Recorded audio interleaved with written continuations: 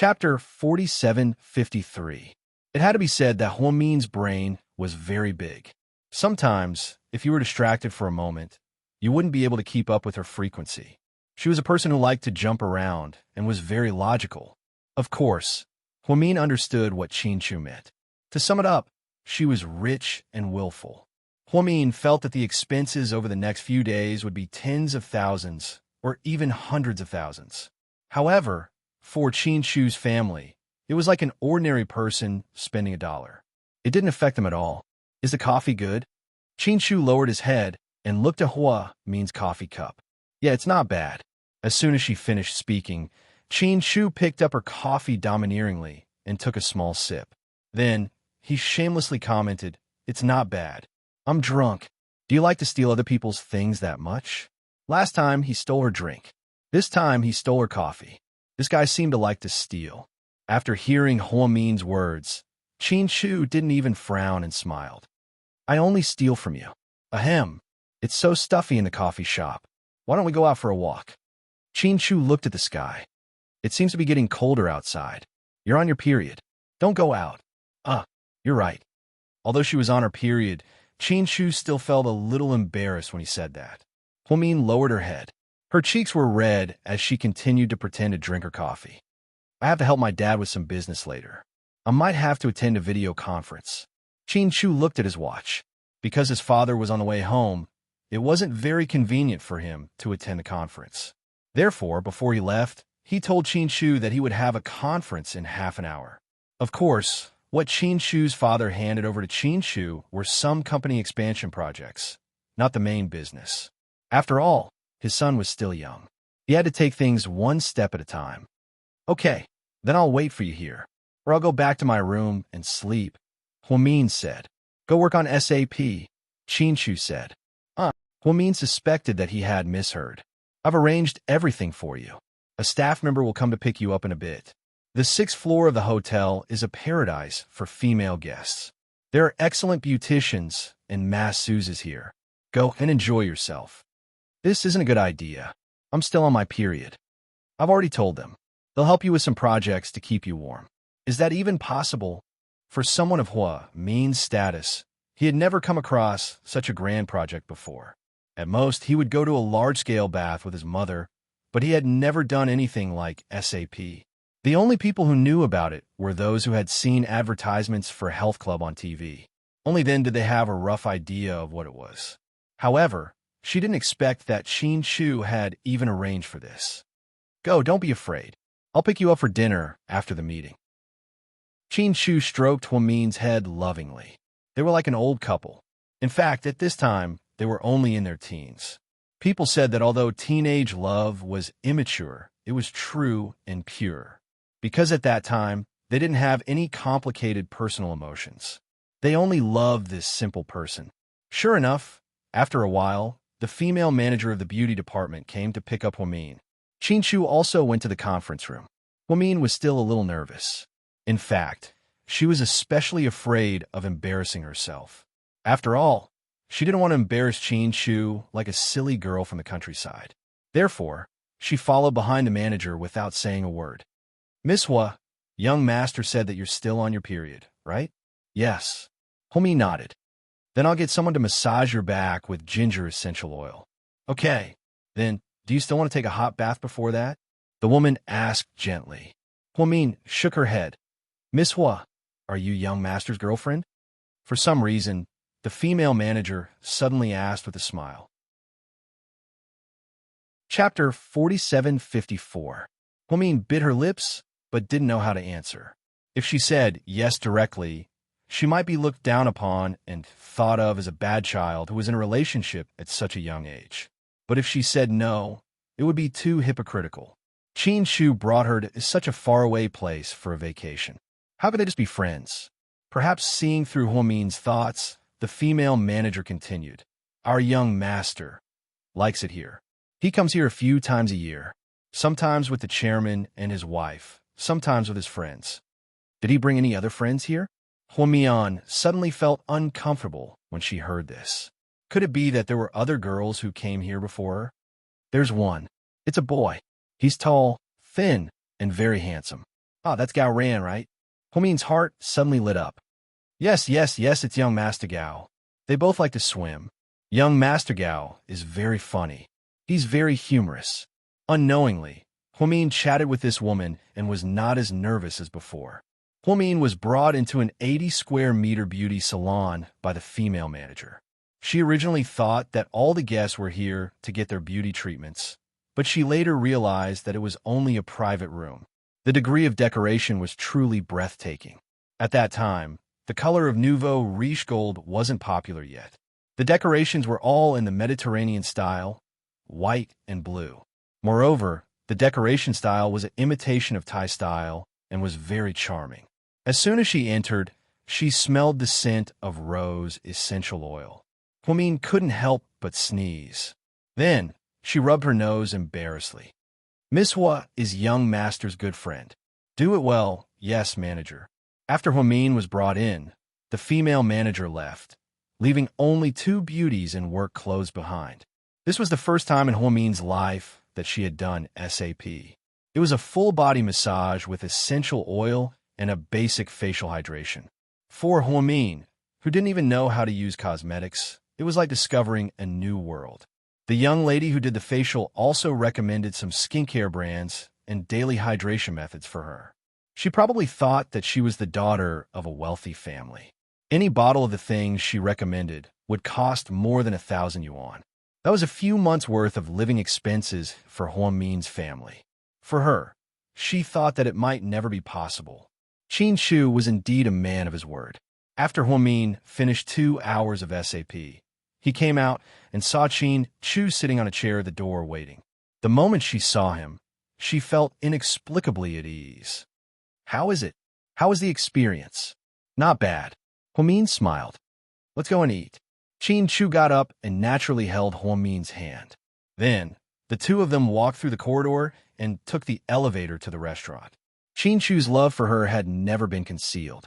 It had always been exposed to the public. Huomin began to feel uneasy. Although society was no longer as feudal as before, where families had to be of equal social status. But was she really good enough for Qin Shu? Perhaps it was because he was too outstanding that she felt a little inferior. If she was the daughter of a wealthy family, she would definitely date Qin Shu until they got married. But now, are you daydreaming again? When they were eating, Qin Shu saw that Huomin was worried, so he asked her, No, I'm just wondering if everyone will turn into charcoal when I see them on Monday. Huomin changed the topic. Mian, yeah, I told my dad about us. Qin Shu elegantly cut into his steak. Huomin almost spat out the soup in her mouth. Chapter 4755. Ahem. Are you crazy? How old are we? Why do I have to tell you? What I mean is, why do you have to tell your dad? Huomin was so anxious that she couldn't even speak coherently. My dad knows that I brought you here. Then why don't you just say that I'm your good friend? Huomin covered her face with her hands, feeling extremely ashamed. What was going on? How old was she? She wasn't even fully grown yet, and she was already in a relationship. Not only was she in a relationship, but her parents even knew about it. She felt like she was being hit in the head. Qin Shu saw her nervousness and didn't blame her. He only smiled gently. I have to set the stage for him, because I still need him to pay for us to study abroad. Abroad? Study abroad? Huomin never dared to think about these things. To her, it was too far away. Her grades were excellent, and she had thought about going to Hong Kong or Singapore. But now that Uncle Jing was working, only her mother and Jixin were left at home. She was afraid that as soon as she left, the animals in the whole family would pounce on her and bully her mother and brother to death. That was why she turned down so many offers from high schools and came to Second High, which was not far from her home. Qin Shu looked at Huomin's face and said slowly, After I graduate from high school, I'm going to the States. My parents planned this for me before they left, and it's also what I want to do. I want to go out and see the world. As for you, your grades are so good, we can go to the same university. You don't have to worry about tuition and living expenses. My dad will pay for it. As for your parents, I'll talk to my dad later and see if he can take care of them. No. Before Qin Shu could finish, Huomin refused with a dark face. Qin Shu, don't do this. I know you like me, but please leave me some dignity. Huamin bit her lip as she said this. Qin Chu did everything for her good, but people had to live with dignity. They couldn't rely on other people's charity, especially when their family had hands and feet. Not to mention that with his mother's personality, she would not agree to the Qin family's help. Who knew how badly the whole family would scold her in the future? I remember when I was very young, my mother always said that we can be poor, but we have to have dignity. Old people in their 70s or 80s could even set up stalls to sell some snacks. Our family has hands and feet, so why don't we support ourselves? So from then on, she lived with Uncle Jing in peace and forgot everything that had happened before.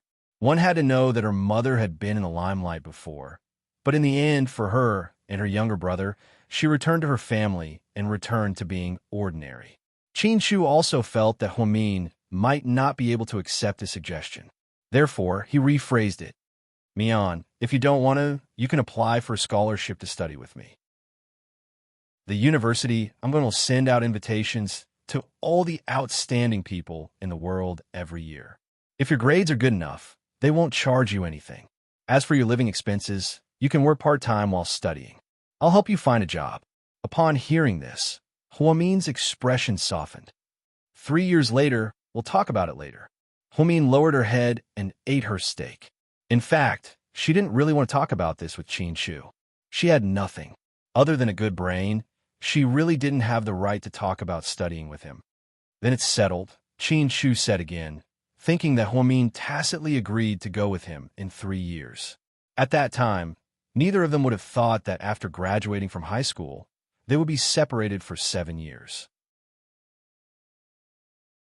Chapter 4756.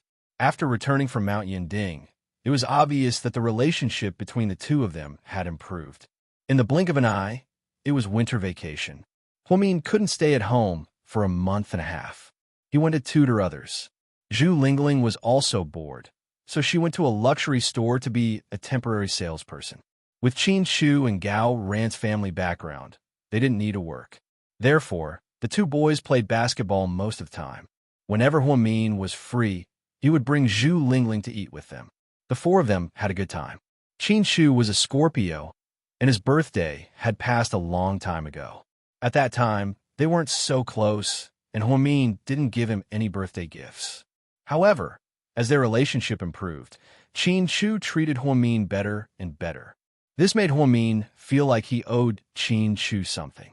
On the eve of Chinese New Year, Huamin used the 1,000 yuan he earned from his part-time job to go to the mall with Zhu Lingling.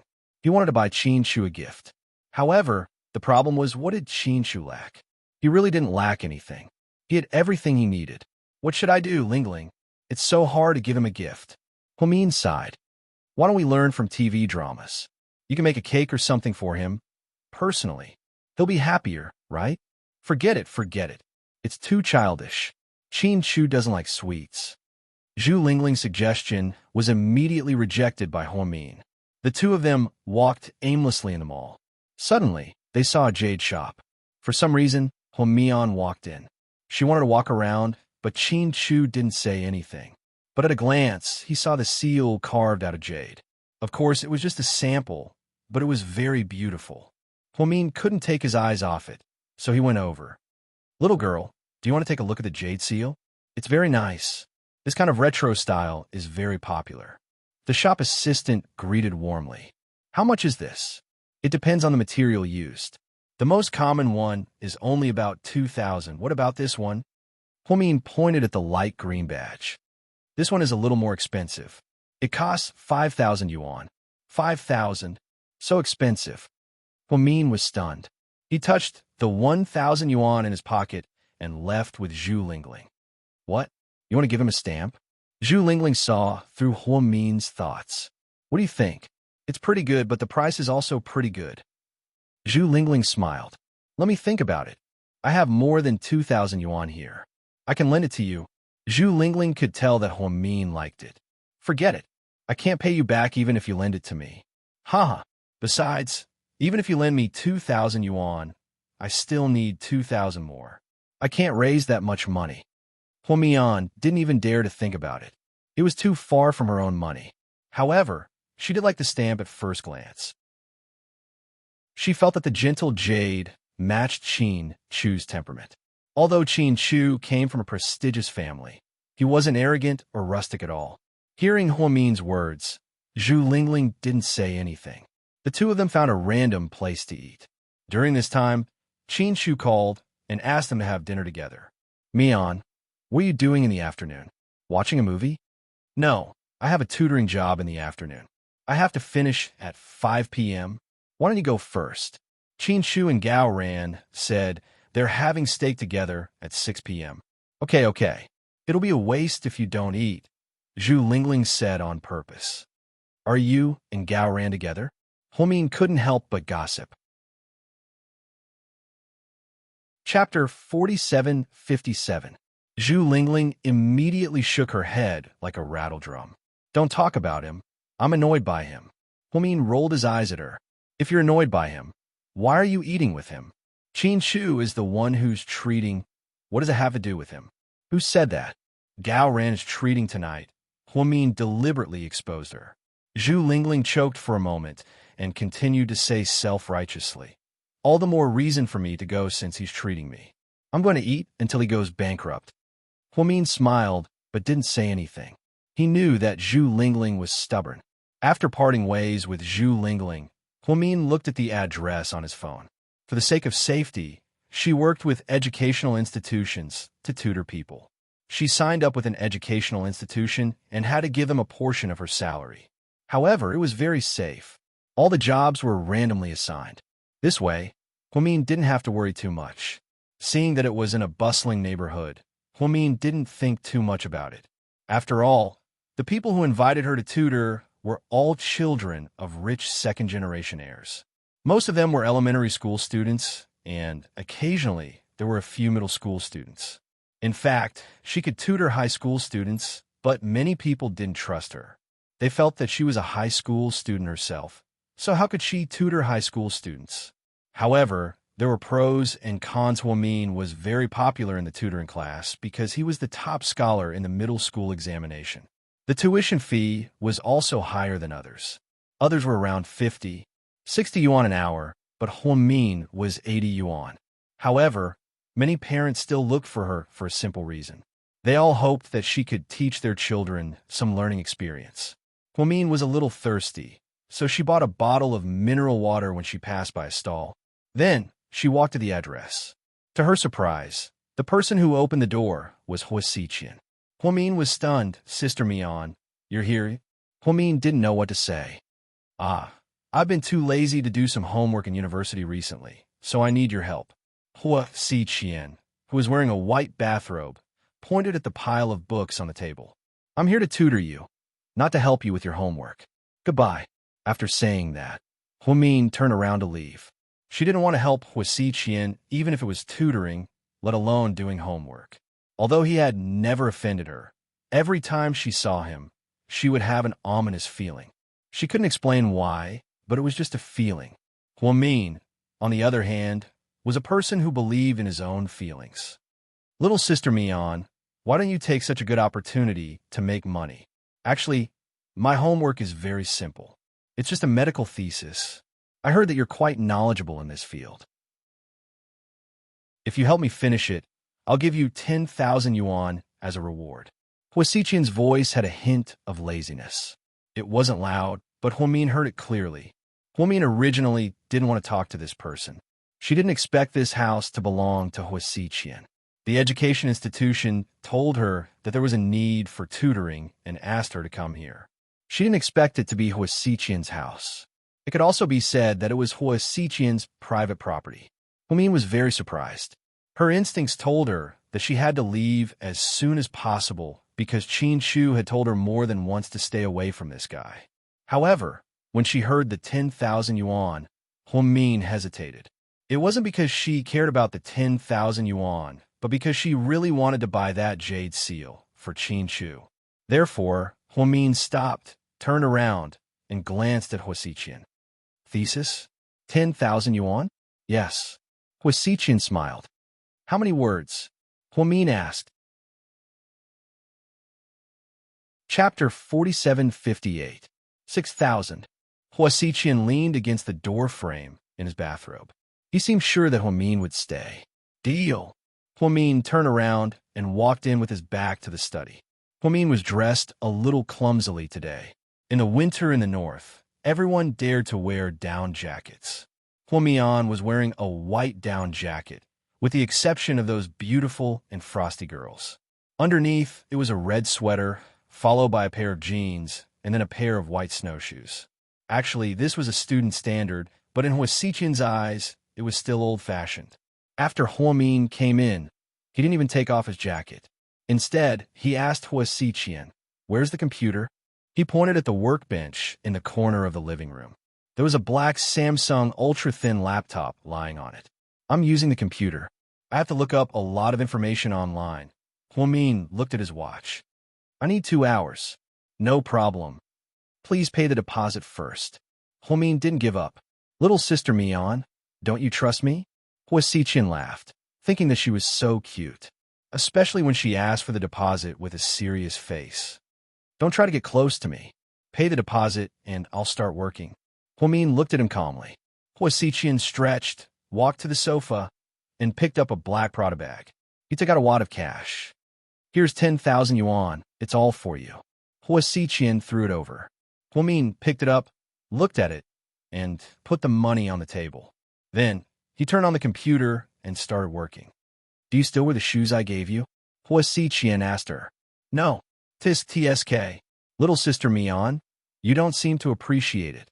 But I don't understand why you hate everything I give you, but you happily accept everything Qin Shu gives you." Upon hearing Qin Shu's name, Huamin stopped what he was doing. "Did you ask me to write a thesis or to gossip about me?" I'm just asking casually. Don't be nervous. Please don't disturb me when I'm working. Otherwise, it will affect my efficiency." Okay. Go on with your work." Seeing Huamin's attitude, Hua Xiqian decided not to disturb him. She picked up a book from the bookshelf and sat on the sofa to read it. Huamin, on the other hand, was sitting in front of the computer and working seriously. Hua Xiqian flipped his hands and suddenly felt very bored. Then, he went into his bedroom and took out his drawing board and brush. He sat on the sofa and looked at Huamin's side profile. Just like that, he silently began to draw. Huamin never knew how beautiful his side profile was. Hua Xiqian would never tell her about the 2 hours she spent at his house that day. As dazzling as the stars, he outlined Huamin's every move, stroke by stroke, including those clear eyes. However, because it was only a side profile, it was still a bit regretful. 2 hours later, Huamin finished his thesis and Hua Xiqian finished his drawing. In order not to be discovered by Huamin, he put down the drawing board. "I'm done. Can you check and see if it's okay?" Huamin stood up and rubbed his sore shoulders. "So fast. Did you copy it from the internet?" Hua Xiqian smiled. "If you don't trust me, why did you ask me to come?" "I was just joking." "You're being serious again." "I don't think I know you well enough to joke around. Hurry up and check. I'm in a hurry." Huamin urged Hua Xiqian. Chapter 4759. Hua Xiqian slowly walked over and began to read her thesis. He didn't need to read it to know that her thesis would be interesting. He had read all of her essays for exams over the years. He even read all of her monthly exams after she came second high. God knows how much he wanted to know her and get close to her, but he was afraid of scaring her. "Mian, are you really not going to consider coming back to the Hua family? Why are you bringing this up again?" Huamin looked angry. Last time, she and her mother made their attitude clear and rejected Jiang Hong, didn't they? "Mian, have you thought about it? If you want to be with Qin Shu, you have to come back to the Hua family. Otherwise, with your current status, you won't be able to enter Qin Shu's house. I swear, before you even enter, Qin Shu's mother will reject you. Look at your situation, your status, and your family background." "Hua Xiqian, when did you become so curious about me?" "I'm just concerned about my sister. I'm not your sister, and I don't need your concern. If there's nothing wrong with the examination, then I'll leave." After speaking, Huamin picked up the stack of money on the table and was about to leave. "Are you really not going to think about it? You don't have to be afraid. If you come back, I'll protect you.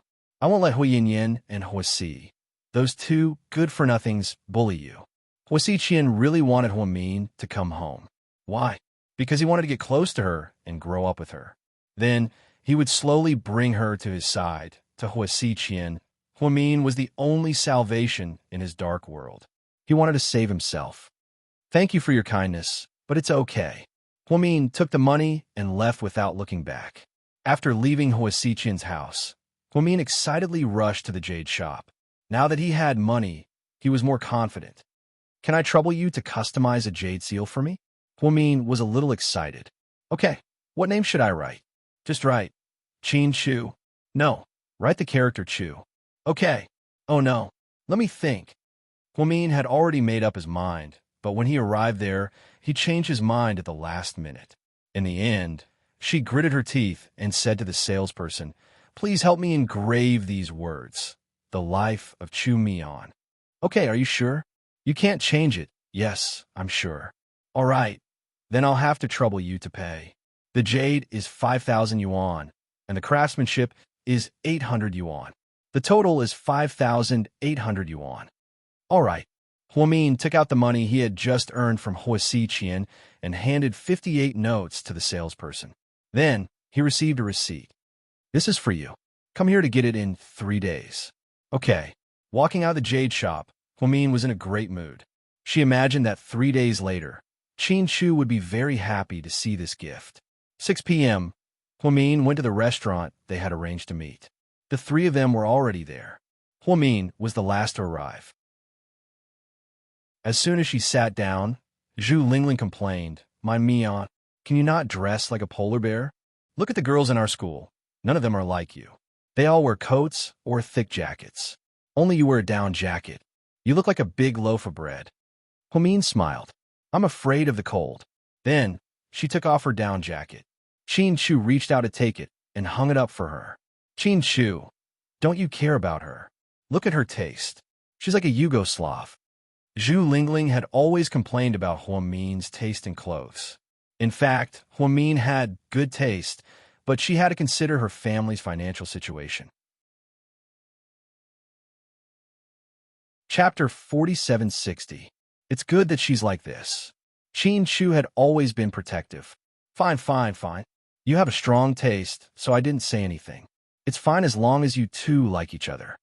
Seeing that she was in the wrong, Zhu Lingling couldn't be bothered to say anything. How dare you talk about her? Look at you. What are you wearing in the middle of winter? Your shoulders are exposed. Aren't you cold? Gao Ren criticized Zhu Lingling. I like it. Money can't buy it. What can you do about it? I don't care about you. I have nothing to do. I'll eat melon seeds myself. I don't care about you. Thus, the two of them started arguing again. Qin Chu and Huamin were already used to it. Qin Chu cut the steak and handed it to Huamin with a fork. Zhu Lingling and Gao Ran were fed dog food.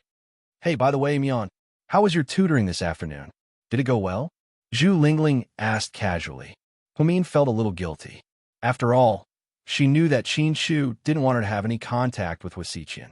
So she nodded and said perfunctorily, "It's fine, it's the same as this morning." Gao Ran took a sip of his drink and teased Huamin. "Brainiac, how much have you made recently?" "More than 1,000. Huamin said. "Then shouldn't you treat us to a big meal or something?" "Sure." Huamin nodded. "No." Qin Chu refused. "Hey, Chu, I'm asking Huamin to treat us. Why are you in such a hurry? It's hard for her to make money. What do you want to eat?" "I'll treat you. I'm the same as her," Qin Chu said. I owe yo. Zhu Lingling and Gao Ran jeered at the same time. Huamin's face turned slightly red. "Do you have to be so obvious? Eat your food." Qin Chu covered Gao Ran's mouth. Qin Chu actually felt bad that Huamin had to go out to work during the winter vacation.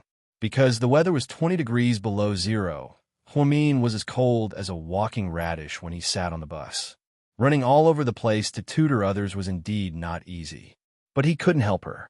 Last time, when he returned from Mount Yinding, the money that he had secretly placed in her wallet had been returned by her. Because of this, Huamin angrily warned him that if he did this again in the future, he would definitely ignore him. Qin Shu was so scared that he didn't dare to give the money directly.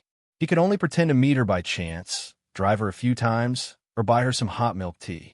After dinner, Qin Shu drove Huamin home. Gao Ren took a taxi to send Zhu Lingling home. What was rare was that this was the first time Gao Ren officially sent Zhu Lingling off. It was rare that everyone was in a good mood today. Unexpectedly, when they were waiting for a taxi, they met an acquaintance. A black Mercedes-Benz 600 stopped in front of them. The car window slowly rolled down, revealing a delicate face. Gao Ren, why are you standing here? I'm having dinner with a friend, and then I'll send her home. Gao Ren smiled. It's cold. Why are you waiting here? It's not easy to get a taxi here. Come, get in, I'll send you home. That's not good, right? Gao Ren was a little hesitant. Hurry up and get in. The girl insisted, so Gao Ren had to bite the bullet and get in. He even brought Zhu Lingling with him. Zhu Lingling wanted to refuse, but when she saw that Gao Ren had taken the initiative to open the car door for her, she was too embarrassed to refuse. After getting in the car, she realized that the atmosphere was very awkward. Zhu Lingling was sandwiched between the girl and Gao Ren. But she didn't know this girl at all, and she had never heard Gao Ren mention her. Hello, I'm Yuanwen. The girl smiled. Zhu Lingling. Gao Ren, is this your classmate? The girl asked him. Chapter 4761. Yes. Gao Ren didn't explain further. A few days ago, Uncle Gao came to my house for tea. My dad also said that he's going to Fiji for a vacation in a few days and wants to invite your whole family, but Uncle doesn't have time. My mom said that you and your mom should come with us. My dad invested some money there to develop tourism there. That island is very beautiful. I might not have time. I have a basketball game in a few days. Then I won't go either. I'll go and cheer you on. It was obvious that the girl liked Gao Ren. Throughout the entire process, Zhu Lingling didn't say a word because she couldn't get a word in. The girl had a chauffeur when she went out. She drove a Mercedes-Benz and carried a Chanel bag. The bracelet on her hand was Cartier, which was worth more than 200,000 yuan, and her shoes were worth more than 10,000 yuan. Zhu Lingling knew that Zhu Lingling was the daughter of a rich family. She also heard that Gao Ren's father was a high official and knew many high-ranking officials and dignitaries. Now it seemed that there was indeed a difference between her world and theirs. At this moment, she suddenly understood why Mian always said that she and Qin Shu were in a different world. It turned out that she felt it too. She originally wanted to confess to Gao Ren in front of her house. Now it seemed that he might have a better candidate. Stop the car in front. I want to get off, Zhu Lingling suddenly said. Isn't your house in Chaoyang district? My grandma's house is here. I suddenly miss my grandma. Please stop.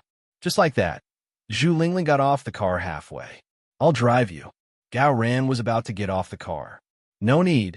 You can accompany your friend. Goodbye. Zhu Lingling smiled awkwardly and then almost ran away in a panic. Gao Ren wouldn't know that Zhu Lingling had planned to confess that night. However, she was interrupted by an uninvited guest. 3 days later, Huamin finished working for the holidays and asked Qin Shu to meet her. That day, she held the jade seal and waited in a Western restaurant with a good environment. She had sent a message to Qin Shu in the morning. Although he did not reply, he would definitely come when he saw it. She directly sent the location and time, and then waited here. Huamin never dreamed that the person who came was not Qin Shu, but Qin Shu's mother. Qin Shu woke up early that day and went to the construction site with his father. It was said that there was a murder case there. Therefore, he forgot to bring his phone. However, when Qin Shu's mother was packing up, she saw the message on her son's phone. Then, he went to meet her. When a beautiful middle-aged woman sat in front of Huamin, her heart began to beat wildly. Hello, I am Qin Shu's mother. Hello, Annie. Huamin pretended to be calm. I saw the message you sent to my son. Huamin didn't say anything. She bit her lip nervously. If I may ask, you were his classmate, right? Yes, Auntie. We are in the same class. Then why did you ask my son out for dinner alone? Are you two close friends? Mama Qin asked. Qin Shu has helped me a lot, so I want to express my gratitude. Huamin explained, not wanting to embarrass herself. If that's the case, then there's no need. My son is kind and treats everyone well. He has helped a lot of people over the years, even the beggars on the street. So, you don't have to take it to heart. Huamin still didn't say anything, but her heart was already aching. Child, don't send messages to my Chu anymore. Girls should save some dignity for themselves. After saying this, Qin Shu's mother turned and left. Huamin's tears fell. She tightly held the seal that she didn't have time to give away. For the first time in so many years, she was wrong because of Qin Shu. Many years later, Huamin woke up in the middle of the night. She picked up her phone and saw a WeChat message from Zhu Lingling. Mian, are you going to the class reunion tomorrow? I heard. Ms. Yao is back. Qin Shu and Huamian. Chapter 4762. In July, it was raining in Jiangnan. A girl in a black windbreaker walked in the heavy rain with a transparent umbrella. Her steps were light, and when she stepped on the ground, her steps were so steady that the rain didn't even splash on her. She came to her rented apartment at a leisurely pace. It was an old tube-shaped apartment, and most of the residents were widowed old people. The girl covered her face with an umbrella, so no one could see her face clearly. She took out a key and unlocked the old door. Then, she opened the door and walked in. She even put away the umbrella without hesitation. Don't move. In the corner, two men in black came out of nowhere. Their faces were covered, and they had pistols in their hands. One of them walked out from the left, and the other from the right, aiming at her temple. The girl didn't panic. She casually placed the umbrella on the cabinet by the door. Then, she put down the vegetables in her left hand. Good. I bought a lot of groceries today. Do you want to stay and eat hot pot with me? She smiled. Don't play tricks. Damn girl, tell me, where is the professor? The girl sighed slightly. Then, she sat down on the table and leisurely poured herself a cup of herbal tea. I've told you many times, if you want to find the old man, you should go to him. Why are you looking for me? It's so annoying. Since you don't want to talk, we can only take you away. I believe our boss has many ways to make you talk.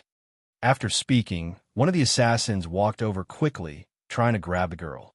But before he could even touch her shoulder, the young lady made her move. Crack, crack.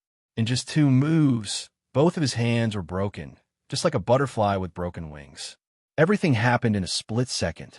When the other assassin came to his senses, he shot at the girl. The girl, who was sitting down, suddenly did a backflip. She flew up from the chair and snatched the shot. Then, something flew out of her sleeve. It directly cut through the man's neck.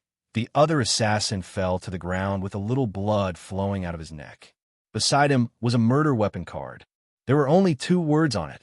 Lu Yin. Your boss is so useless. How can he send out such a person? What an insult to my intelligence. Lu Yin looked at the other assassin with broken hands. That person had a backbone. He was in great pain, but he refused to beg for mercy. He lay on the ground, in so much pain that he wished he was dead. Lu Yin turned around and sat down at the square table to continue drinking tea. Looking at the heavy rain outside the window, she was still in the mood to sing softly. The banana leaves outside the curtain provoked the sudden rain.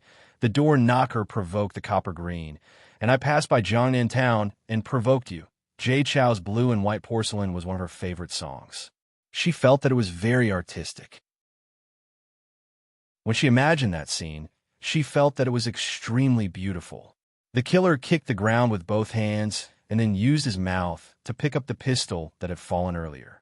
But before he could do anything, he saw the girl's high heels hook him forcefully. With a muffled sound, the pistol pierced through the killer's throat. It took less than a minute for the 2 assassins to die. Yes, only 60 seconds. Then, she continued to drink her tea calmly. He didn't seem to care about the smell of blood in the air. To her, killing people was as simple as eating and drinking. She was one of the most famous assassins in the world. She was the king of mercenaries in the mercenary world. She was a girl who had just celebrated her 20th birthday. Her name was Lu Yin. Chapter 4763. Boss, are you okay? 3 minutes later, 2 men in their 20s arrived. They were thin and weak men. They were Liu Yan's subordinates and had followed her since she left West Point Military Academy. I'm fine. The bodies were melted with liquid. Clean this place up. Don't leave any trouble for the owner. Yes, boss. Liu Yan stood up and walked out. She didn't forget to pick up the transparent umbrella. After cleaning up the mess, Liu Yan's mood wasn't affected at all. She and her two subordinates found a small restaurant that served rice noodles. The restaurant in Jiangnan was beautifully decorated like a martial arts inn in ancient times. What would you like to eat? 3 servings of plain rice noodles and 3 bottles of beer. Okay, please wait a moment. Boss, don't drink beer. One of her subordinates suggested out of kindness. Don't you think it's better to drink beer in this weather? The girl stuck out her tongue playfully. This was a face that could cause the downfall of a city. Red lips and white teeth if there was a talent scout at this moment. If there was a talent scout, he or she would come over and ask for her contact information without hesitation. In this era where cosmetic surgery was the norm, such a natural face was hard to come by. Some people said she had the face of a Hong Kong movie star in the 70s and 80s. Some people said she had the most seductive Oriental face. Some people even said she looked like the teenage Hong Kong Starly Z. She smiled with dimples and swayed gracefully. When Liu Yan smiled, no one could resist her charm. But such a girl was in the business of killing people. 2 years ago, she graduated from West Point Military Academy with insane grades. She killed 3 senior instructors who wanted to violate her and more than a dozen European and American classmates. Then, she escaped from the academy with a few Asian classmates. Then, she set up a mercenary group and began to kill people all over the world. Of course, most of the people she killed were heinous terrorists or triad leaders, or high-ranking officials of internal strife. In 1 year, she became the most wanted criminal in Interpol. Her code name was Second Mississippi. Why was she called Second Miss? It was said that Liu Yan had an older sister, but no one had seen her. Boss, when are we leaving? What's the rush? Are you done? Liu Yan lowered her head and looked at the dense password messages on her watch. No, I feel like we've been here for too long. It's not safe. There have been 7 groups of assassins in the past few days. But I haven't stayed long enough. Don't you think the rice noodles here are delicious? Liu Yan looked up. Her big, innocent eyes could make anyone's heart flutter. The 2 subordinates were speechless. Actually, the unspoken words in their hearts were, "All right, you're the boss. You call the shots." At this moment, Liu Yan's watch rang. She glanced at the phone and picked it up casually. Little Yan, where are you? The illusory image on the other end of the phone was that of a white-haired young man in a Russian military uniform. In China. Liu Yan lowered her head. When are you coming to Russia? If there's no business, why would I go to Russia? I'd be starving. To see the snowy plains of Siberia with you, Liu Yan teased. But the young man wasn't angry. I want to celebrate your birthday with you. I've already customized a gift. You don't have to give me a gift. Just transfer 50 million to my account number. The other end of the phone was silent. The 2 subordinates almost laughed out loud. Only their boss was so thick-skinned that she dared to extort money from young Master Chiao. Chapter 4764. If there's nothing else, I'm hanging up, seeing that Xiao Fei didn't say anything. Liu Yan quickly pressed her watch and continued eating her noodles. 3 minutes later, her watch beeped and showed the transfer. It showed that she had transferred 50 million yuan into a Swiss bank account. Of course, Liu Yan used US dollars. So, she really extorted Xiao Fei this time. Who was Xiao Fei? He was the 3rd young master of the Qiao family, the #1 military family in Russia. He was favored by the whole family and would be the family head in the future. Liu Yan's subordinates, Alai and Jinju, had both seen Xiao Fei before. He was a very good-looking, silver-haired young man. He was called a young man because he looked like he would never age. Especially Xiao Fei's face, which was almost paralyzed and expressionless. It was as if the end of the world had come, but he would still be as calm as he was. But only when he was with Liu Yan would he be full of love and smile brightly. Liu Yan and Xiao Fei had known each other since they were young. But because Liu Yan had been wandering around the world, they didn't see each other often. Therefore, they didn't have many chances to see each other. Liu Yin had her own headquarters on an island where even GPS couldn't locate. It wasn't because other countries' satellites weren't good enough, but because Liu Yan's technology was too advanced. She had hidden equipment that could make the entire island invisible. The most amazing thing was that if a ship or plane passed by nearby, she would use signal interference to make all of the uninvited guests change direction and take a detour. Of course, these amazing decorations weren't done by her. Instead, they were done by her father, the man who attracted the attention of the world, Professor Liu. "Boss, young Master Qiao is so good to you," Ali said straightforwardly. He had met Liu Yin at the West Point Military Academy. After witnessing her abilities, he had followed her willingly. Of course, they weren't deserters. They were in a secret branch of West Point Military Academy, which was a training ground for freaks. The others were all secretly captured by secret agents. They were geniuses from all over the world, and most of them had excellent physical fitness. Liu Yin was basically walking into a trap. She joined willingly. In a hunting feast after graduation, Liu Yin, who was supposed to be the prey, was killed. She fought back with a few temporary companions and killed all the hunters. Liu Yin killed 3 senior instructors alone and escaped with the others. America was still crazily sending people to hunt them down in an attempt to take revenge, but taking revenge on Liu Yin was basically impossible. She had always thought that she must have been a cat in her previous life. Otherwise, why would she have so many lives? She had been shot and stabbed, but she still hadn't died. Bullshit. Am I not good to him? Liu Yin rolled her eyes. All right, but you're only a little bit good to Qiao Fei. Qiao Fei is especially good to you. Hee hee. Everyone who was close to Liu Yin knew she was childish. Especially to her own people, she was like a 20-year-old girl, or even less mature than a 20-year-old girl. She was actually very childish on the inside. It was just that she had no choice but to do those things that made people tremble when they heard them outside. If ordinary people called eating, sleeping, and working everyday life. In this way, Liu Yin could treat chasing and being chased as a part of her job in life.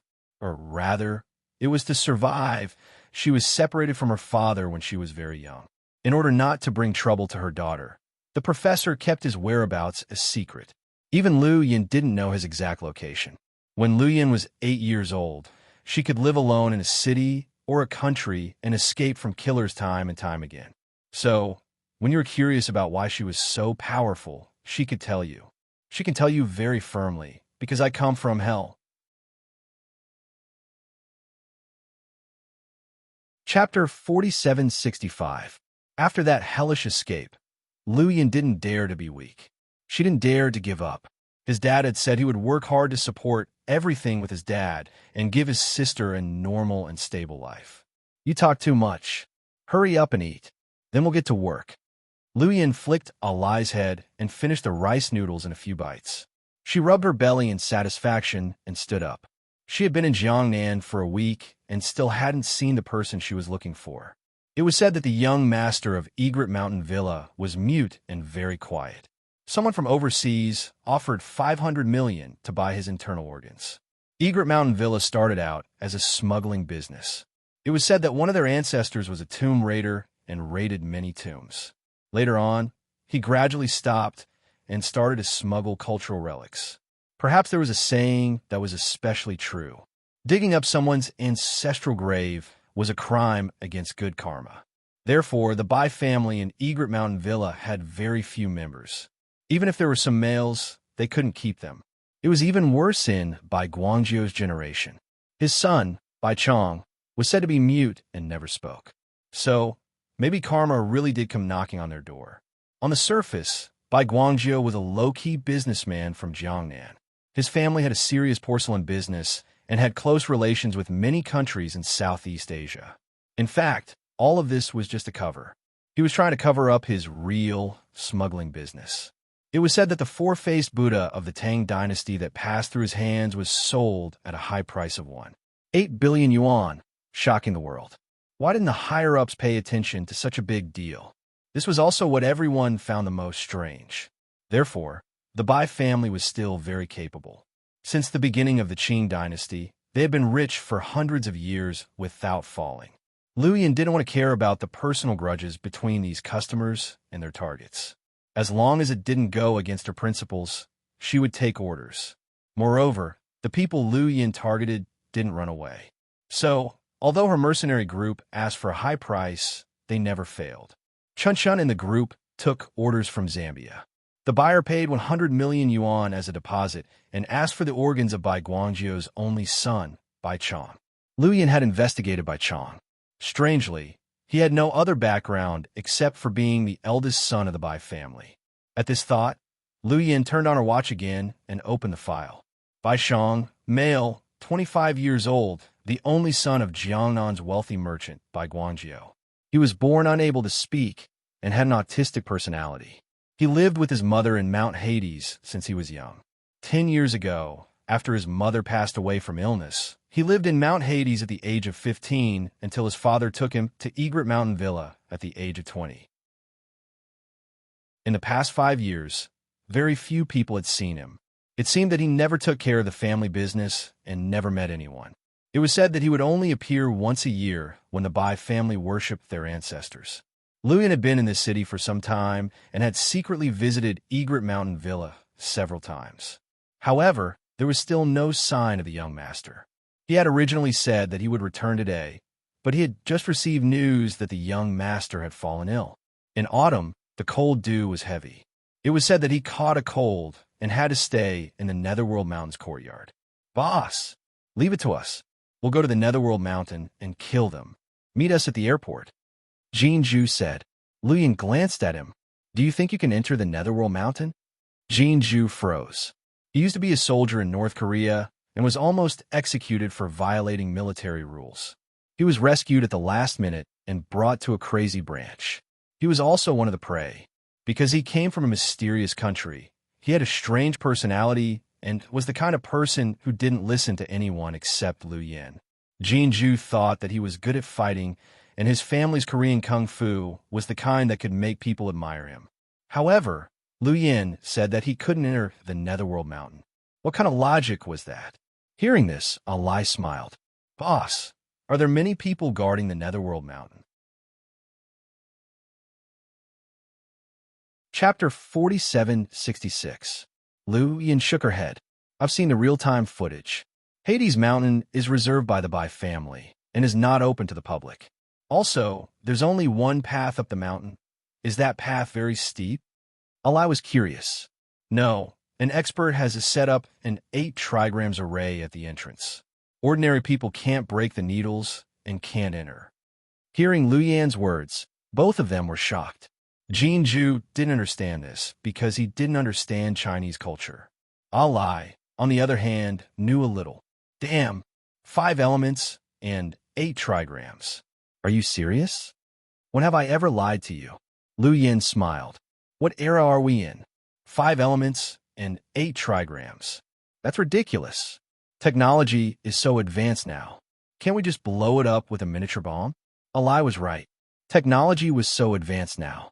It wasn't ancient times. Who would use Chimin Dunjia, 5 elements and 8 trigrams? It was too ridiculous.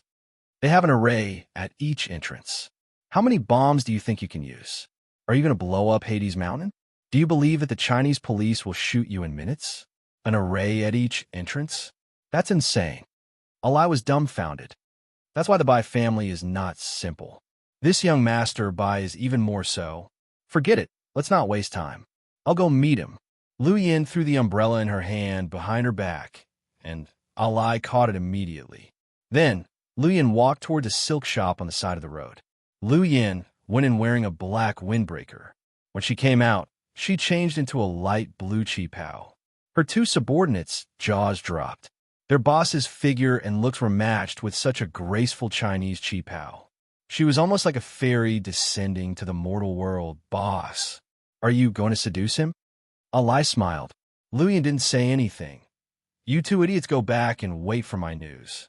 "Boss, we'll go with you." "Why do you want to go with me? To travel?" Liu Yin rolled her eyes. The 2 didn't dare to say anything. Ever since they followed Liu Yin, they knew that their boss always did the dangerous things herself. She left the simple and easy things to them. It was the opposite of other bosses. In other families, the bosses were afraid of death and didn't dare to do it themselves. That was why Lu Yin could make her subordinates obey her. Why are you still worried about me? Lu Yin didn't want them to worry, so she smiled. No, we're afraid that boss will kill someone in such a pretty dress. Her dress will be dirty. All I said. Lu Yin laughed even harder. It's okay. I'll just take it as buying a red Chong Sam. Then, Lu Yin snatched the transparent umbrella from Alai's hand and got into a taxi, heading toward Hades Mountain. He watched as the taxi drove away. The two of them didn't say anything. They listened to their boss and returned to the safe zone to wait for news. The Chong Sam Lu Yin had chosen was short, and her fair thighs were exposed. She wasn't wearing stockings. Coupled with her stunning face, she was extremely alluring. Hence, the moment she got into the car, the driver stared straight at her legs. Have you seen enough? Let's go, Lu Yin said calmly. Beauty, where are you going? Abyssal Mountain. Oh, it's very far from there. It'll take more than an hour, and it's not easy to walk in the rain. Cut the crap. Are you going or not? Yes. Let's go. It's not easy to get such a beautiful girl. How can I not go? The driver smiled lewdly. He was a man in his late 20s with a square head and shifty-eyed eyes. One look, and you could tell that he wasn't a good person. But Lu Yin didn't care because she was Lu Yin. Chapter 4767. Lu Yin didn't know if she did it on purpose or not, but she sat in the passenger seat. This way, she was closer to that person, and the temptation seemed to be greater. The red taxi was very old. The driver was good at driving, but he was a little unstable. He changed lanes and cut in front of others. It was obvious that he wasn't a good driver. The car gradually drove out of the city and headed towards Hades Mountain. In fact, Hades Mountain's original name wasn't Hades Mountain, but Hades Mountain. Later, maybe because it sounded like a homonym, people called it Hades Mountain. Beauty, what are you going to Hades Mountain for? On the way, the driver teased her. To kill people. Lu Yin answered with a smile. Ha, you're funny. You're very humorous. The driver laughed. Lu Yin pursed her lips and didn't say anything. But sis, don't say I didn't warn you. Hades Mountain isn't a tourist attraction. You're obviously a tourist, right? If you want to go to a scenic spot, why don't I take you to Moon Bay 50 miles away? What do you think? The scenery there is beautiful. Hades Mountain is a private mansion, the territory of the local rich by family. It's not open to the public. Even if you get there, you can only take photos at the foot of the mountain and can't go up. What's the point? The driver seemed to be trying to persuade her to change the location. I'll take photos at the foot of the mountain, Lu Yin answered patiently. You're quite stubborn, huh? As the driver spoke, he didn't forget to look at her with shifty eyes. The weather wasn't good, and the rain was getting heavier. Halfway through, the heavy rain blurred their vision. Sis, you can't drive anyway. Why don't we find a place to hide from the rain? We'll leave later. Okay. Lu Yin nodded. Then, the driver made a sharp turn and parked the car in the wilderness. This was really the wilderness. It was a mountainous area, and they walked on the mountain roads. The mountains were connected. If the weather was good, they could see some cars coming and going. But when it rained, there were almost no cows or sheep. After parking the car, the driver couldn't wait and was ready to make a move. While Lu Yin wasn't paying attention, he carefully hid the dagger he had prepared in the car in his hand. Then his other hand touched Lu Yin's thigh. He even smiled wickedly. Sister, the weather is perfect for the occasion. Why don't we have some fun first? Before her hand could touch Lu Yin, she blocked it with her umbrella. She smiled slightly at the driver. How do you want to have fun? When the driver saw that this beauty's attitude was so good, it seemed that he didn't need to kill anyone today. He was ecstatic. Sis, I'm not that old either. I'm only 28, and I don't have a girlfriend yet. Why don't we get married first? Of course, if you don't want to, we can just do it once. I won't sleep with you for nothing. You're so beautiful. I'll pay you 500 yuan. The driver was quite generous and offer price of 500 yuan. Lu Yin looked out of the window.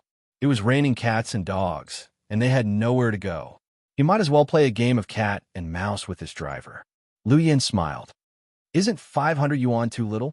If you serve me well, 1,000 is fine too. Really, I have 1,200 in my car. I'll give it all to you. Is that okay? Let's have some fun. The driver was so lustful that he almost went crazy. Okay, then I'll have some fun with you. Lu Yin smiled like a blooming flower. Chapter 4768. The taxi driver almost went crazy when he heard the girl was so easy to talk to. He wanted to pounce on her like a hungry wolf. He reached out his big black hand and tried to touch Lu Yan's face. He reached for Lu Yan's face, but before he could touch her face, he heard a crack and his wrist was broken. Crack. It wasn't the sound of special effects. It was the sound of a bone breaking. The taxi driver screamed in pain, his face turning pale instantly. How would he have thought that this delicate little lass in front of him would be so ruthless in her actions? He didn't even see how she did it. Her speed was so fast that he didn't know what to do. Little bitch, how dare you hurt me? I'm going to cut you into pieces today. After Lu Yin broke his wrist, the taxi driver was furious. At this moment, he wanted to kill her. He used his other hand to stab at Lu Yin's neck with the dagger. But this time, before his dagger touched Lu Yin, he heard a muffled sound. Lu Yin punched him in the chest. Lu Yin punched him with 60% of her strength. But who was she? She was Lu Yin the witch. Even 60% of her strength was enough to break someone's heart. The taxi driver immediately understood what it meant to break a rock in the chest. That seemingly soft punch, when it landed on his body, it felt as if it weighed 1,000 pounds. His hand that was holding the dagger suddenly lost its strength, and the dagger slipped out of the taxi. Then, the taxi driver spat out a mouthful of blood. Then, he felt an indescribable pain in his internal organs. He was no longer in the mood to curse Lu Yin because his words were muffled. How painful was it? Lu Yin smiled and bent down to pick up the dagger from the taxi. Then, she grabbed the taxi driver's hair with one hand and dragged him out of the taxi. Yes, Lu Yin was very violent. With just one hand, she could drag this man, who weighed about 170 to 80 kilograms, out like dragging a dog. It was still raining outside, but it wasn't as heavy as before. The rain fell and mixed with the blood on the man's body, filling the air with an unpleasant smell. How can a scumbag like you be a taxi driver? Lu Yin smiled in disdain and looked at the dagger in her hand. Carrying a dagger with you? Ready to attack passengers at any time? That man couldn't make any sound at this time. He was just lying in the muddy rainwater, screaming miserably. All right, then today I will do a good deed on behalf of the heavens, so that you won't harm other girls in the future. Then Lu Yin squatted down and grabbed his collar. A dagger pierced into his neck, where the aorta was located. Then she suddenly pulled out her knife. Fresh blood spurted out like a fountain. If an ordinary girl were to see this scene, she would have been scared out of her wits. Only Lu Yin could remain calm in such a bloody scene. She wiped her hands with a handkerchief after the killing. Looking at the map, they were still some distance away from the Netherworld Mountain. The driver was dead, and there was no one else around. Lu Yin shrugged. She had to do it herself. Lu Yin threw the body of the taxi driver into a pond on the side of the road to avoid unnecessary trouble. Before she left, she sprinkled the corpse melting powder. In less than an hour, this scumbag would not even have corpse left. Then, she drove to a remote path at the foot of the Netherworld Mountain. Then, she pushed the taxi into a cliff and watched it turn into a ball of fire. Then, Lu Yin opened her umbrella and walked up the mountain along the path.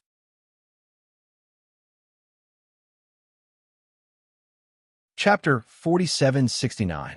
There were 3 doors in Hades Mountain, 1 main door and 2 side doors. However, no matter which door it was, they were all set up with 8 trigrams. Ordinary people couldn't enter at all. Lu Yin chose the most remote door because she didn't want the surveillance cameras to record how she came in. She didn't want to attract attention either. She just wanted to break the array quietly, kill the target quietly, and leave. Killing people was as easy as breathing for Lu Yin. Not to mention someone like Bai Chong who didn't know any martial arts. Even a former SEAL Special Forces soldier would be killed by her. Of course, Other than her agility and fighting skills, Lu Yin also had a genius mind.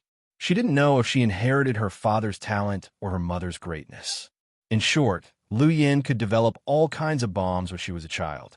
By the time she was 10 years old, she could already develop some complicated weapons. Many of the weapons in her arsenal had been modified by her to be more powerful. Therefore, when she looked through the target's information and knew that the young master of the Bai family was a weak young man, it was even easier. However, Lu Yin wasn't someone who would underestimate her enemy. Because of the 8 trigrams at the entrance, she felt that this trip might not be as simple as it seemed. Therefore, she didn't let Alai and Jinju come. Just as Lu Yin was thinking about this, she arrived at the 8 trigrams array at the side door in the blink of an eye. There were 9 old locust trees planted around this place, forming a round open space in the middle. At first glance, it looked quite ordinary, similar to the entrances of many scenic spots in China. However, Lu Yin wasn't careless. She turned on her watch and pulled out a virtual compass. Then, she began the test. 6 seconds later, the virtual compass prompted. Lu Yin glanced at it and then smiled slightly. The Big Dipper array.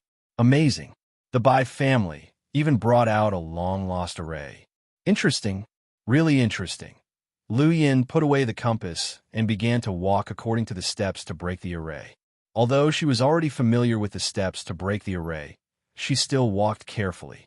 Speaking of which, Lu Yin was quite knowledgeable, even though her father wasn't by her side when she was young. However, Lu Yin had taught herself a lot of things. She remembered that when she was 12 years old, she was interested in the 5 elements and 8 trigrams. Then, she traveled all over Mount Wutai, Mount Jiuhua, Zhongnan Mountain. Mount Amei, she had been looking for experts, wanted to learn a thing or two. Later on, Lu Yin quietly broke the Big Dipper array and became the first guest to successfully break the array and visit Hades Mountain. Inside the Hilltop Manor, young master, someone has barged in from the northeast side door. A lay man stood at the side and spoke to a man in a white robe. The man picked up a chess piece and gently pushed it forward. The man didn't say anything, nor did he react. It's a woman, a young woman. She broke our Big Dipper formation. Young master, do you want us to kill her now? Before Cripple could finish his words, the man in white waved his hand as if disagreeing with his suggestion.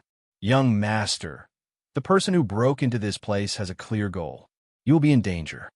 The man didn't say anything. He just continued to play chess quietly. After a game of chess, he waved his hand, indicating for the cripple to leave. Cripple had followed Bai Chong for 7 to 8 years, and the relationship between master and servant was very deep. Other than the fact that Bai Clan's young master didn't speak much and had a cold personality, everything else was very good. He was quiet, had a gentle appearance, and didn't cause trouble.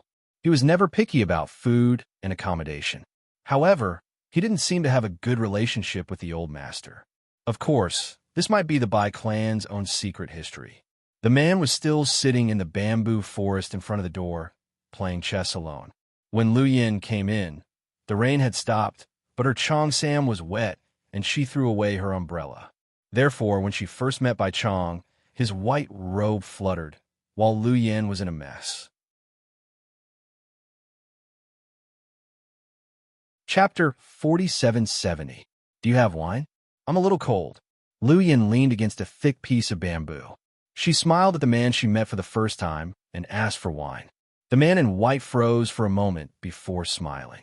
Then, he picked up a pot of wine that he hadn't drunk yet and tossed it to her. It was a wine pot made of leather. When Lu Yin took it, she felt that the leather was very soft. It should be high-quality deer leather. Lu Yin took the wine pot and sniffed it. Good wine. I didn't come here for nothing. After saying that, she raised the wine jug and began to gulp it down. Then, she casually finished the entire pot of wine. She didn't leave any for the owner. Bai Chong sat there less than 5 meters away from Lu Yin. He looked at the disheveled girl in a cheongsam leaning against the bamboo forest and asking him for wine. Then, she didn't care if the wine was poisoned or not. She finished it in one gulp. This style of doing things was really strange. However, he liked it. This wine is really good. It's not available on the market.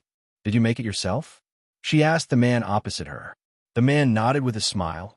Lu Yin suddenly remembered something and sighed. I forgot that you can't speak. The man didn't have any expression on his face. Instead, he pointed at the chessboard. He seemed to be asking Lu Yin if she wanted to play. Lu Yin glanced at the game in front of him. It was a chess game. She walked over with interest and sat down across from the man. Her long hair was still dripping with rain. Lu Yin looked down at the chessboard. The man took out a handkerchief from somewhere and raised his hand to help Lu Yin wipe the raindrops. Lu Yin didn't seem to feel anything. She didn't stop him or say anything. She just quietly watched the game. You set this up? The man nodded. If I break it, how will you reward me? Lu Yin looked into his eyes and smiled like a flower. Seeing Lu Yin smile, the man froze. Then, he raised his hand and made an eating gesture. Ha! Are you treating me to a meal? This is good. I like it. Then, Lu Yin picked up a chess piece and began to play the game with the man. The courtyard behind the man was filled with murderous intent. Cripple and 12 bodyguards were lying in ambush in the courtyard. Once they found out that this woman had any ulterior motives towards the young lord, they would immediately take action. If you look carefully, you will see that the lame man is holding an ancient bow and arrow, not a pistol. It could be seen that the Bai family was not a simple family. It only took Lu Yin 8 minutes to break Bai Shang's game. She even made a mistake in one of the steps, but she was rather shameless. When she realized that she had made a mistake, she immediately picked it up and started again. The man didn't know how to speak, so he didn't get angry and tell her that he had no regrets. Fortunately, Lu Yin really did break the trap. Since he was young, this was the first time someone had broken through his scheme. Bai Chang was very happy. He stood up and led Lu Yin inside. After taking a few steps, he suddenly thought of something and quickly turned around. He took off his white cloak and handed it to Lu Yin. Thank you. Lu Yin spoke in sign language. She knew that people who couldn't speak all knew sign language. Seeing Lu Yin's gesture, the man smiled and didn't say anything. Then, the man led Lu Yin all the way to the courtyard where they were eating. The Bai family's servants had prepared a table full of delicious food. Lu Yin ate without a care in the world. Bai Shang sat across from her, but didn't eat. Why aren't you eating? Did you poison it? Lu Yin asked him in sign language. Chapter 4771. Bai Chang smiled and picked up his chopsticks as if to prove that he didn't poison her. He even deliberately picked up a piece of braised pork from Lu Yan's bowl with his chopsticks and chewed it carefully. Lu Yan froze. This guy's style was unspeakably weird. It was Lu Yan's first time here to kill someone, but she drank his wine and ate his meat first. After eating and drinking to her heart's content, she sat across from Bai Chang and sighed slightly. There's a Chinese saying that goes, if you take someone's gift, you'll be blinded. I've eaten your meat and drunk your wine. But do you know, I'm here today to ask you for something. The man didn't react to Lu Yan's words, but the corners of his mouth curved up slightly. Lu Yan continued to sigh. Someone offered me a high price to take your organs. Are you willing to give them to me? The man didn't seem surprised, as if he knew the woman's purpose. Just as she finished asking, the cripple appeared out of nowhere. He surrounded Lu Yin with 10 experts. Lu Yin glanced at those people and continued to sigh. Your subordinates are no match for me. Do you believe that I can slaughter your entire manor alone? Lu Yin asked Bai Chang the same question, as if Bai Chang would answer her. Young master, how is it? I told you, this woman's origin is unknown, and she broke our array, so she must be up to no good. You even entertained her with good food and drinks, but you don't know that she's a demoness who kills without batting an eye. Cripple hatefully said. Bai Chang still didn't speak. He slowly stood up. He turned around and took down another jar of wine from the wine cabinet. It was a very small, dark red jar. It was exquisitely made. He walked over with the wine jar and handed it to Lu Yin. For me? Lu Yin took it with a smile. Bai Chang nodded. Do you think I won't kill you just because you gave me a gift and treated me to a meal? Lu Yin asked directly. He smiled and didn't say anything. Then, he took out a green jade flute from his long sleeve. Then, he blew it at the bamboo forest not far away. At first, Lu Yin was quite cautious, thinking that it was some kind of hidden weapon. Or rather, there was something special about the flute sound. But after listening to a few lines, she realized that it was just a normal song. In fact, he didn't even sing it well. It was a very popular song from a wuxia drama, The Laughter of the Vast Sea. Obviously, he had just learned it not long ago, so some of the notes were intermittent and not very coherent. Lu Yin didn't know what to feel. It's just killing someone. Why do you have to drag it out? Wasn't it just killing a mute who couldn't speak? Was there need to feel sad? Lu Yin raised her hand lazily and stretched. Then, he touched the steel wire lock on his back. This was something that could kill as soon as it saw blood. Although it looked like a thin and long thread, it could kill people without leaving a trace. Bai Shang, stop bragging. It doesn't sound good. She smiled and played with the wire lock with both hands. The man in white stopped playing the flute and smiled at Lu Yin. Bai Shang, someone offered me 500 million to buy your life. However, I heard that your family is very rich. Why don't you talk to your old man and give me 1 billion? I won't kill you, how about that? Before Bai Shang could speak, the cripple behind him was furious. Shameless boasting. Where did this ignorant girl come from? Do you think you can touch our young master alone? Then, he shot an arrow at Lu Yin.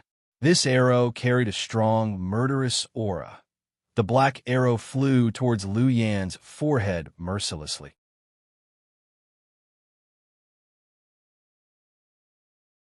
Chapter 4772.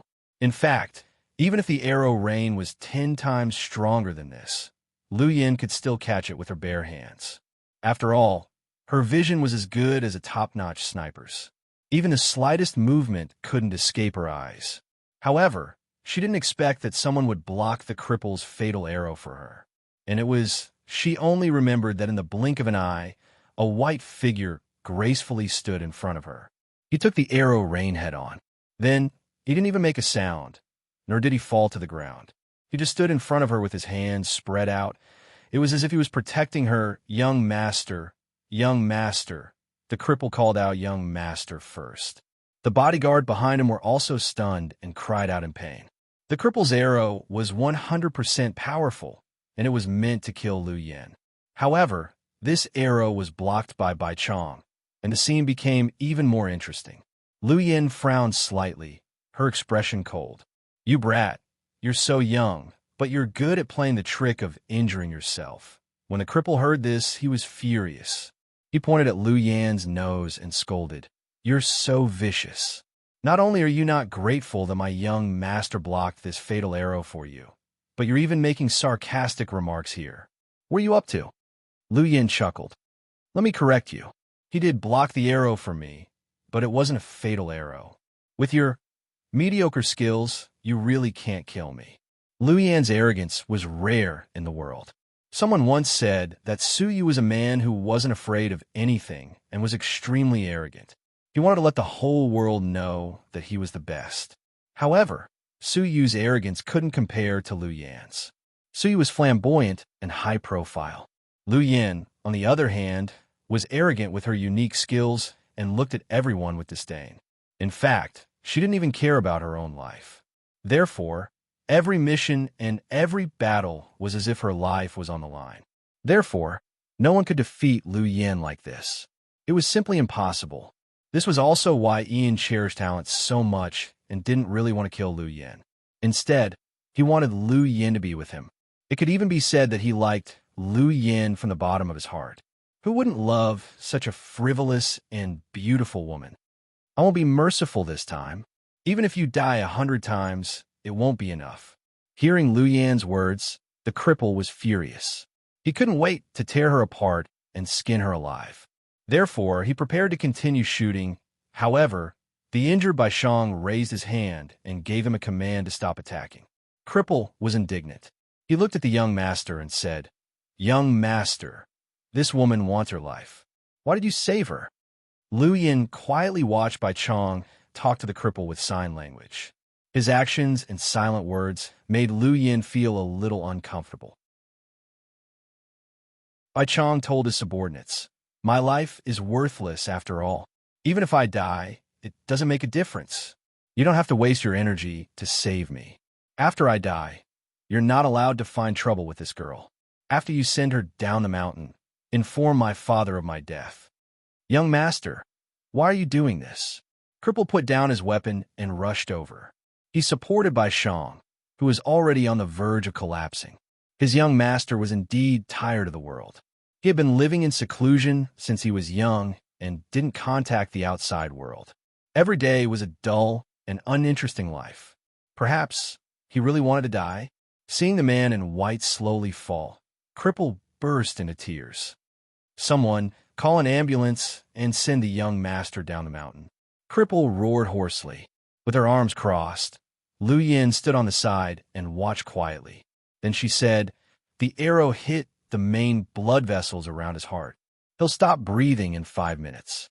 It'll be too late for him to go to the operating table, let alone go down the mountain. He'll die for sure."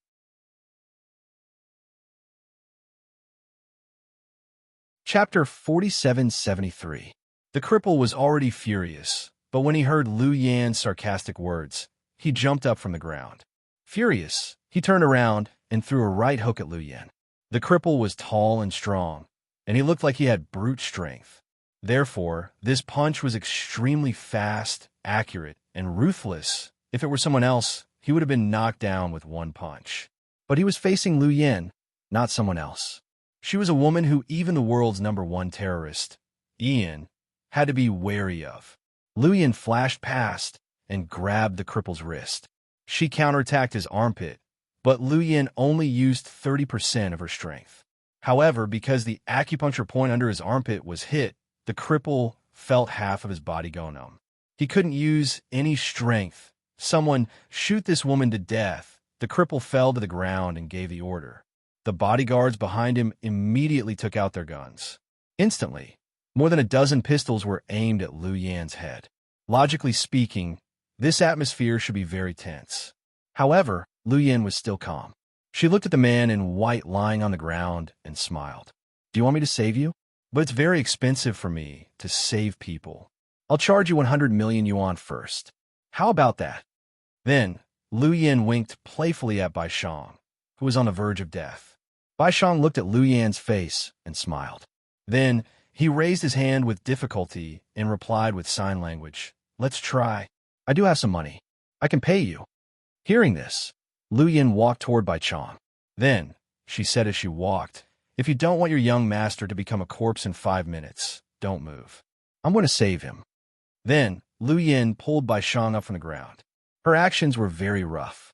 The people around them felt their hearts skip a beat. The cripple was about to flare up, but when he saw Lu Yan's murderous gaze, he didn't dare to move. That girl wasn't an ordinary person. Just now, his punch missed, and he was counterattacked in the next second. The cripple knew that she had attacked the acupuncture point under his armpit. This woman was not simple. Young master was right.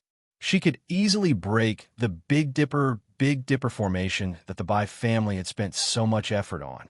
Then, she could break the chess game that young master had studied since he was young.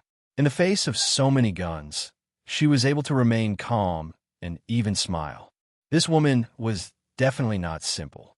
At this moment, Cripple had to admit that he'd underestimated this little girl. It was true that the young master had been shot by an arrow, and it was also true that his life was in danger. Just as she said, it might be too late to find a car to send her down the mountain to the hospital. Then why not let this woman have a try? When Lu Yan pulled Bai Chang up, she stuffed a pink pill into his mouth. Before anyone could react, Lu Yan dragged him into the house. Everyone was isolated outside. "I need half an hour for the surgery. No sound can disturb me, or your young master will die." That was what Lu Yan said before she entered the room. The most amazing thing was that no matter what this little girl said, they felt that they had to obey. Perhaps this was the charm of her personality. In the room, Lu Yan tossed Bai Chang onto the big bed. Then, she rudely took off his clothes, revealing his chest muscles. "Ahem. I'm not taking advantage of you. I'm going to operate on you." Lu Yan was actually quite embarrassed. After all, she was looking at his chest muscles. Bai Chang still had a bit of consciousness left. He smiled at Lu Yan. "I need half an hour. The anesthetic I just gave you should take effect soon, but you'll still feel pain. Don't be afraid. Although my technique isn't very good, I should be able to pull you back from the gates of hell." Then, before the man could speak, Lu Yin took out a sharp dagger from behind her and cut open the man's chest. Chapter 4774. Everyone knew that Lu Yin killed people without hesitation, but few knew that she could actually save people. She was the daughter of the genius Professor Lu and the medical Dr. Linya. She had all the talents that Huang Min had. She also had the experience and courage that Huang Min didn't have. In other words, if it weren't for the environment, Lu Yin would be a very, very good doctor. When she was on a mission in Africa, she passed by a plague village. The elderly and children there all caught an infectious disease and died one by one. Lu Yin pitied the children and saved them regardless of the risk of being infected. She even brought them back to the island and developed a serum to cure them. Later, the children grew up on the island. Lu Yin didn't teach them how to kill people. However, she gave them the most ordinary life. Therefore, Lu Yin was compassionate. At least, she wasn't like Ian, who killed people without any guilt. Ian killed for pleasure, just for the pleasure of slaughtering. Lu Yin was forced to kill people since she was young. If she didn't kill people, she would be killed. So, in the long river of time when she was hunted down, she learned a lot of skills. She soaked the dagger she used to operate on Bai Chong with disinfectant. The operation went smoothly. Lu Yin connected the ruptured blood vessels with her skillful hands. Then, she sewed them up with the thread she brought with her. Although it was half an hour, it was actually only 21 minutes. After Lu Yin sewed up the last thread, she leaned over to see if the man was awake. Bai Chong opened his eyes without warning, startling Lu Yin. She quickly looked away and looked up. The operation was good. "You're very lucky." Bai Chong gestured to thank you with his hand. Lu Yin laughed. "You took the bullet for me. Why are you thanking me?" Bai Chong didn't say anything. Suddenly, he thought of something and gestured with his hand. "Are you tired? Do you want some tea?" Lu Yin shook her head helplessly. "I don't know what to say about you. You're smart, but you act like an idiot. You're dumb, but you survived the conflicts between the Bai family and grew up safely. You have your own land, the Big Dipper, Big Dipper, Big Dipper, Big Dipper, Big Dipper, Big Dipper, Big Dipper, Big Dipper, Big Dipper, Big Dipper, Big Dipper, Big Dipper, Big Dipper, to protect you. What kind of person are you?" Before meeting Bai Chong, Lu Yin had read that he was an orphan of the Bai family. The eccentric orphan of the Bai family. After coming into contact with Bai Chong, he realized that Bai Chong wasn't as reclusive as the rumors said. He would even smile and entertain her warmly. He would even play a rather unpleasant flute for her, just like a little kid. None of this was an act. Although Lu Yin was young, she had traveled all over the world and met all kinds of people. If it was a disguise, she would have seen through it on sight. If Bai Chong was really such a scheming man, then she wouldn't have needed to go through so much trouble to save him. The problem was that this man wasn't. He didn't play by the rules. That arrow just now could not be faked. If Lu Yin wasn't here and didn't save him in time, he would have died within 5 minutes. For a man who didn't care about his own life, it must be painful for him to live, right? At this thought, Lu Yin felt pity for him in the depths of her heart. However, she would never show it on her face. "You just saved me. Somebody give you 100 million yuan. Bai Chong gestured with his hand. Lu Yin chuckled. "Yes, but 100 million yuan is just the down payment. You can pay the rest later.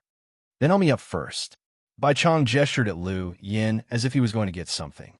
"Hey, little mute, do you really have 100 million yuan in cash? Are you hiding in the wall?" Lu Yin guessed, amused.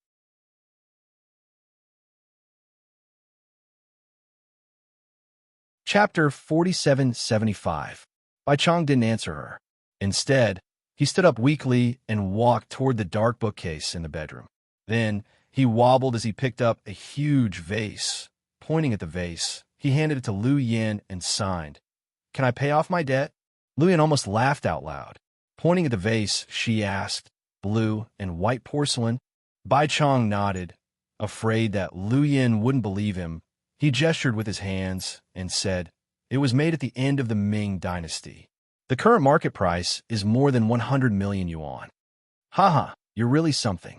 They all say that the Bai family is a treasure trove, but you can easily take out such a valuable item. No wonder you set up such a powerful array formation downstairs. Okay, this vase looks pretty, I'll take it, but it's too inconvenient to carry around. I'll find a buyer and sell it to you. So, I'll leave it with you for now.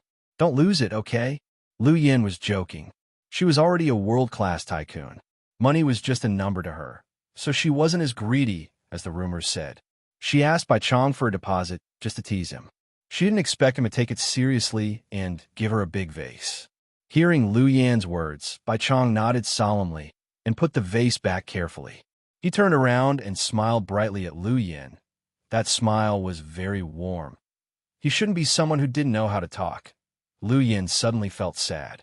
Then, she turned around and said, Tiske, I didn't kill you. I failed the mission. What should I do? I've never failed in my career. Am I going to ruin my reputation this time? I can get a refund for the money I took, but I'll go down in history as a mercenary. Huh. Hearing this, Bai Chong was silent for 5 seconds. Then, he walked over and gestured with his hands, You can kill me and report to your boss. Humph. If I really wanted to kill you, why would I save you? Do you think I have nothing better to do? Lu Yin smiled. I know who wants to kill me. It should be my third uncle who gave you the money, Bai Chong said. Lu Yin was silent. Although she never asked for information about her buyers, this mission was in South America. The man was an important member of the Bai family. As for why the uncle wanted to kill his nephew, Lu Yin didn't know much about it. Seeing that Lu Yin didn't respond, Bai Chong continued, You can take me to see my third uncle and hand me over to him. That'll count as completing the mission. Didn't I say that if you give me double the price, I'll let you go? I'll even help you kill your third uncle. Lu Yin chuckled. Bai Chong shook his head. To me, there's no difference between life and death. Third uncle is different. He might love this world more than I do, so it's better for me to die. There's something wrong with your Bai family. One wants to kill his own nephew, and the other is willing to die. I say, you're your father's only son. If you die, who's going to take care of him?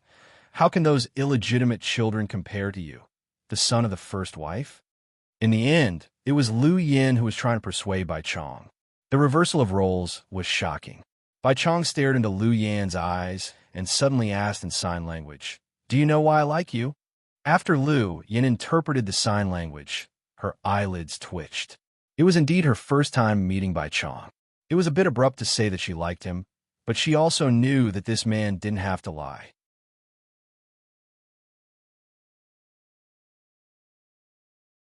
Chapter 4776. Seeing that Lu Yin didn't speak, Bai Chong continued to sign. I've been locked up here since I was a child. I'm used to this enclosed world. Other than the bodyguards and the Bai family, no one can break in. My world is black and white.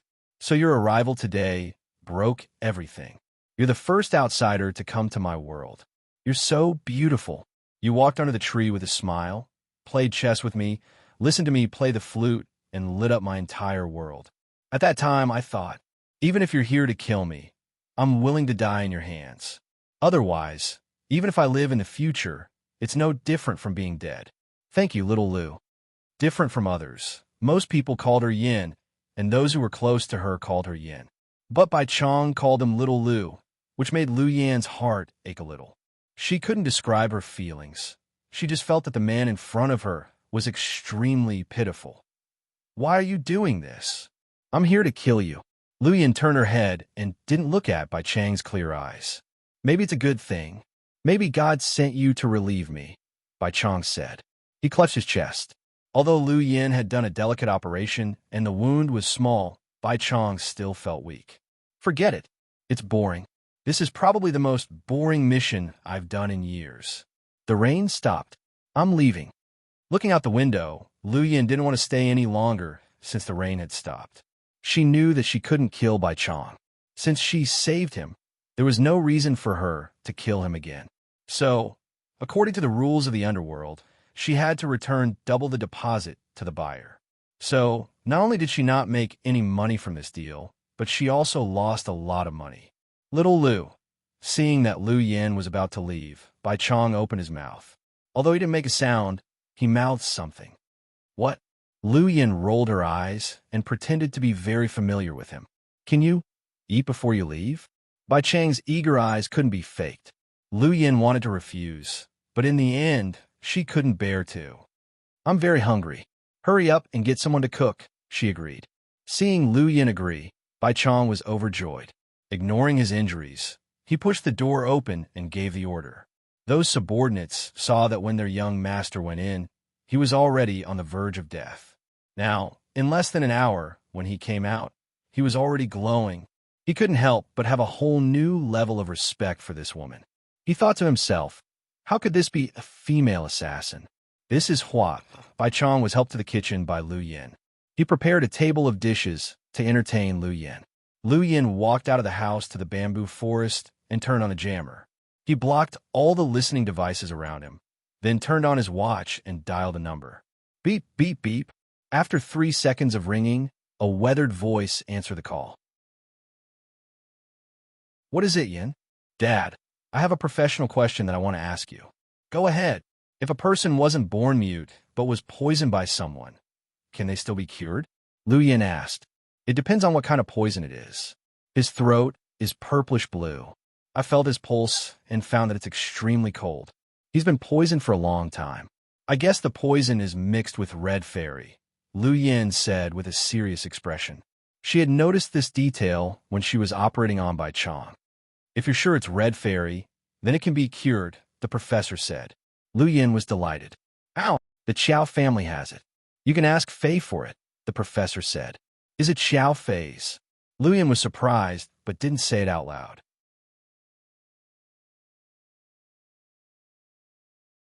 Chapter 4777.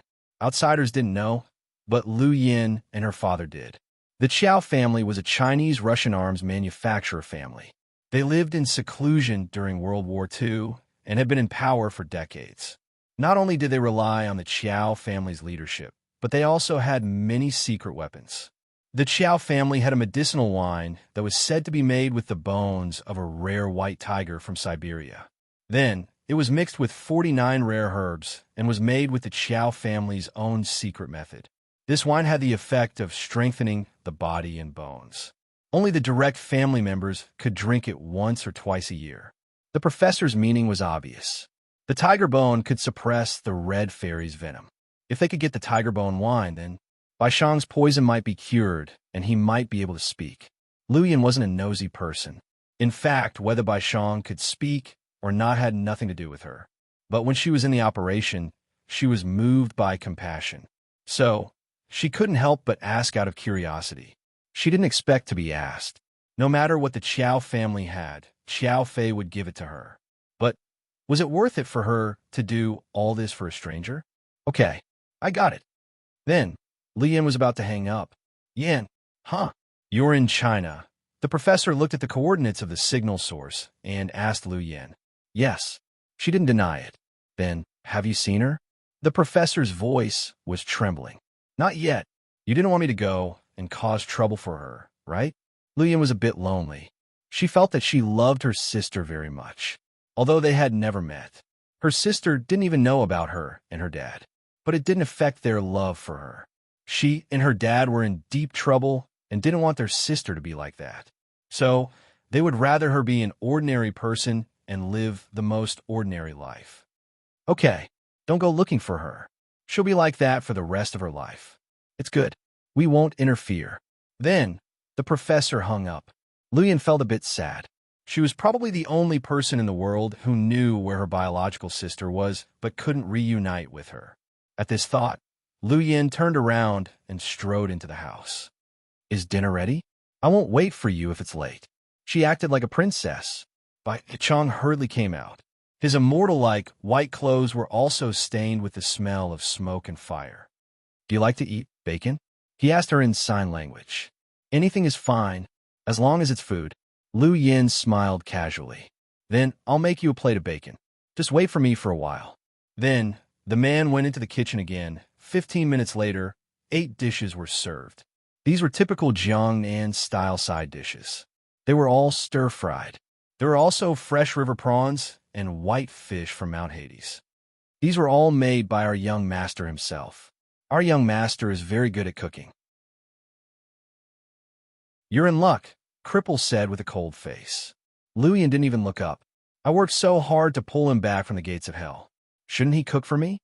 You really don't know what's good for you. Our young master took the arrow for you. Cripple was angry again. But I didn't ask him to do that. Luyan shook her head like a child. She was so angry that Cripple was about to have a heart attack. He was about to say something when Bai Chong waved his hand. Cripple swallowed the rest of his words. During dinner, Luyan looked at Bai Chong in front of Cripple and asked, Mute, if I can cure your voice and let you speak again, how will you repay me?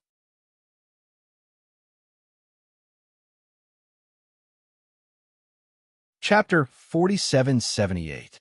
Bai Chong didn't expect Luyan to say that, so he froze for a second. Luyan teased him. You're not thinking of giving yourself to me, are you? How dare you?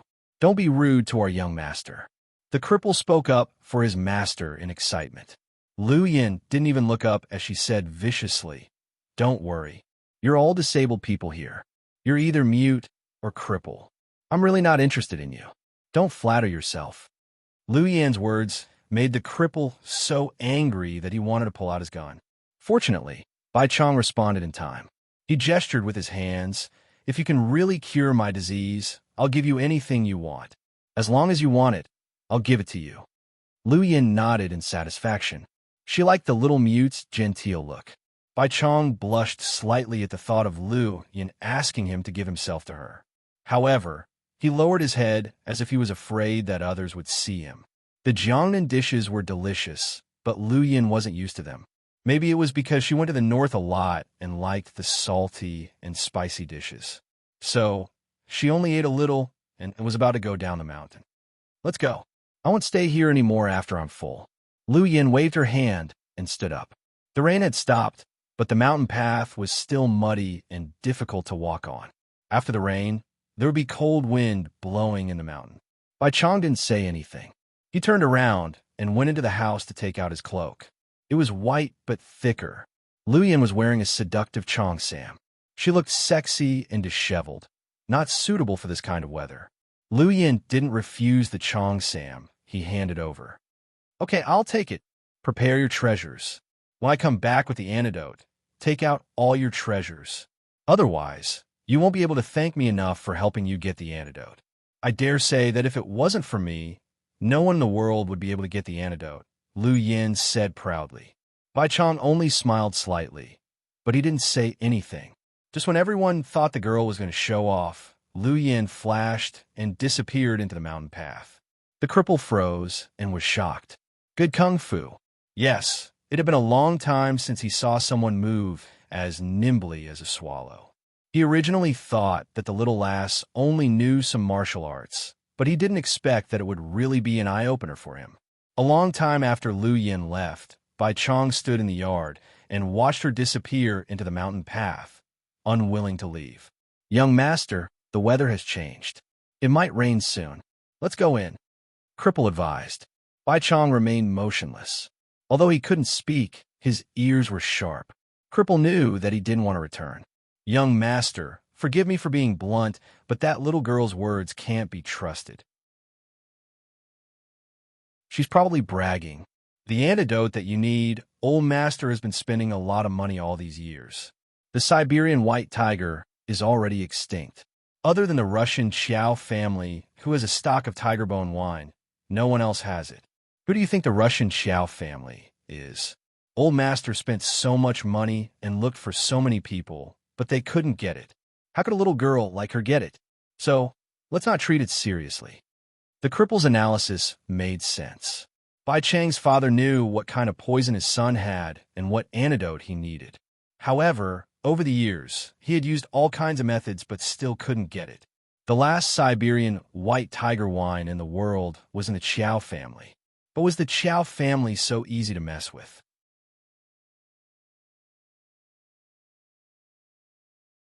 Chapter 4779. The old master of the Bai family once offered 1 billion yuan to buy it from the Qiao family, but he was rejected. The Qiao family even said that they wouldn't sell it even if it was 10 billion yuan. Some people who were close to the Bai family even suggested hiring mercenaries to enter Russia to rob it. However, those people died before they could enter the country. From then on, the Bai family didn't dare to provoke the Qiao family anymore. Bai Chang's poison was also incurable. He was already disgusted with the world and was used to not being able to speak, so he didn't feel regretful.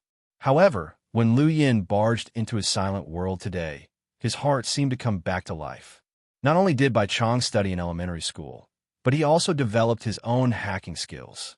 So, he knew Lu Yin. So, when no one in the courtyard knew who Lu Yin was, only Bai Chang called her Little Lu. Bai Chang had heard about the relationship between the Qiao family and Lu Yin. Therefore, if anyone other than the Qiao family could get the diluted and precious tiger bone wine, then this person could only be Lu Yin. That was why Bai Chang was looking forward to it. Bai Chang wasn't looking forward to Lu Yin bringing back the antidote to cure his throat. Instead, he was looking forward to seeing Lu Yin again soon. In the evening, Lu Yin was already on a private jet heading to Russia. "Boss, the steak is ready. Are you very familiar with it?" Lu Yin asked mischievously. Yes. It's very hot. I'm sure it's very familiar," Alai said with a smile. This time, Lu Yin only brought Alai and Jinju. Jinju wasn't good at talking, so Alai was the one who livened up the atmosphere. This kid was good at cooking, so Lu Yin could eat whatever she wanted. Taking the slightly charred steak, Lu Yin cut a small piece with satisfaction. Before she could eat, a message appeared on her watch. It showed that she had an extra sum of money in a Swiss bank account. The money was as high as 1 billion yuan. Wow, boss, you're rich. Didn't you say that the mission failed? Why is there so much money? Alai glanced at it. In fact, he was already used to it. The money in his boss's account was basically just numbers. It wasn't a number that normal people were used to. It's not from the employer. Lu Yin seemed to know who sent it. If it's not the employer, then we have a new job. Alai scratched the back of his head.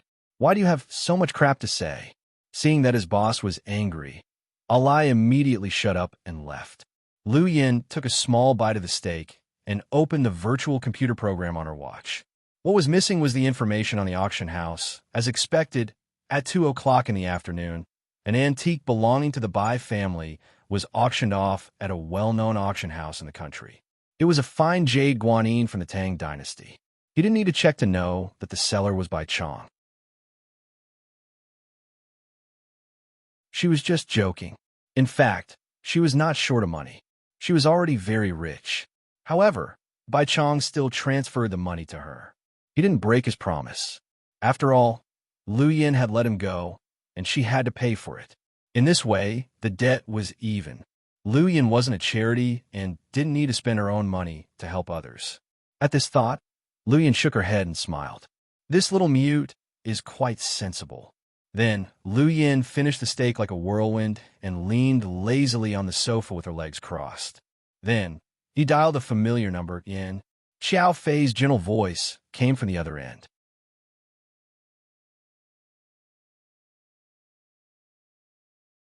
Chapter 4780. Honey, I'm about to arrive in Russia. Are you surprised? Lu Yin was different from her usual self. She actually called Xiao Fei honey.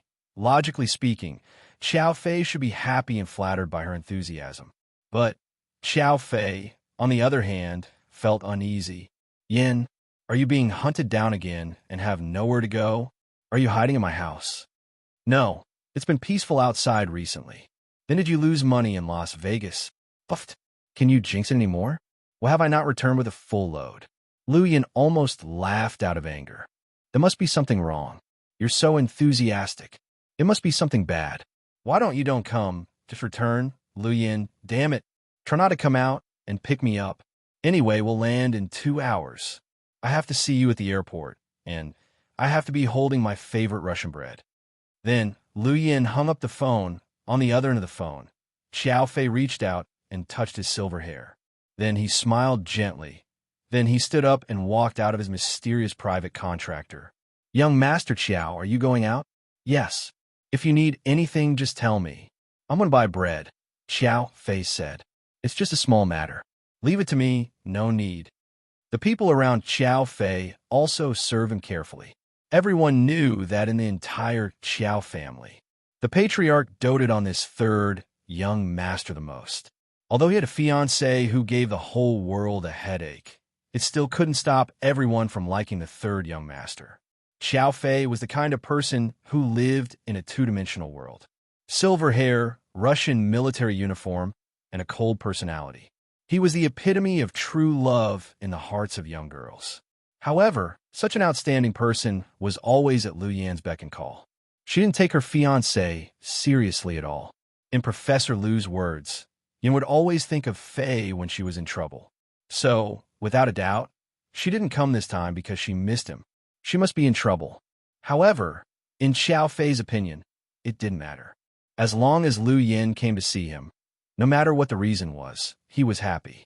In fact, Lu Yan didn't like entering Russia at all.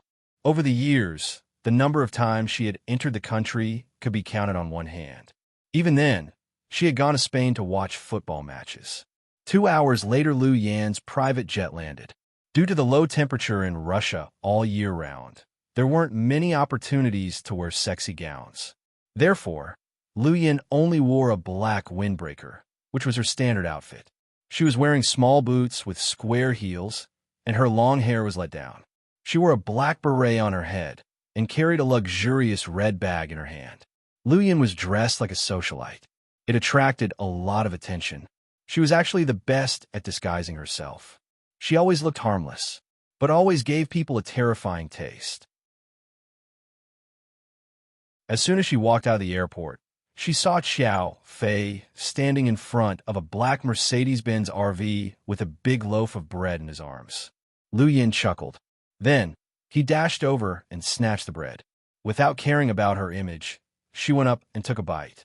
Yummy, it still tastes the same. Why are you closer to bread than to me? Xiao Fei was a little jealous. I can eat bread, but can you? Lu Yan retorted.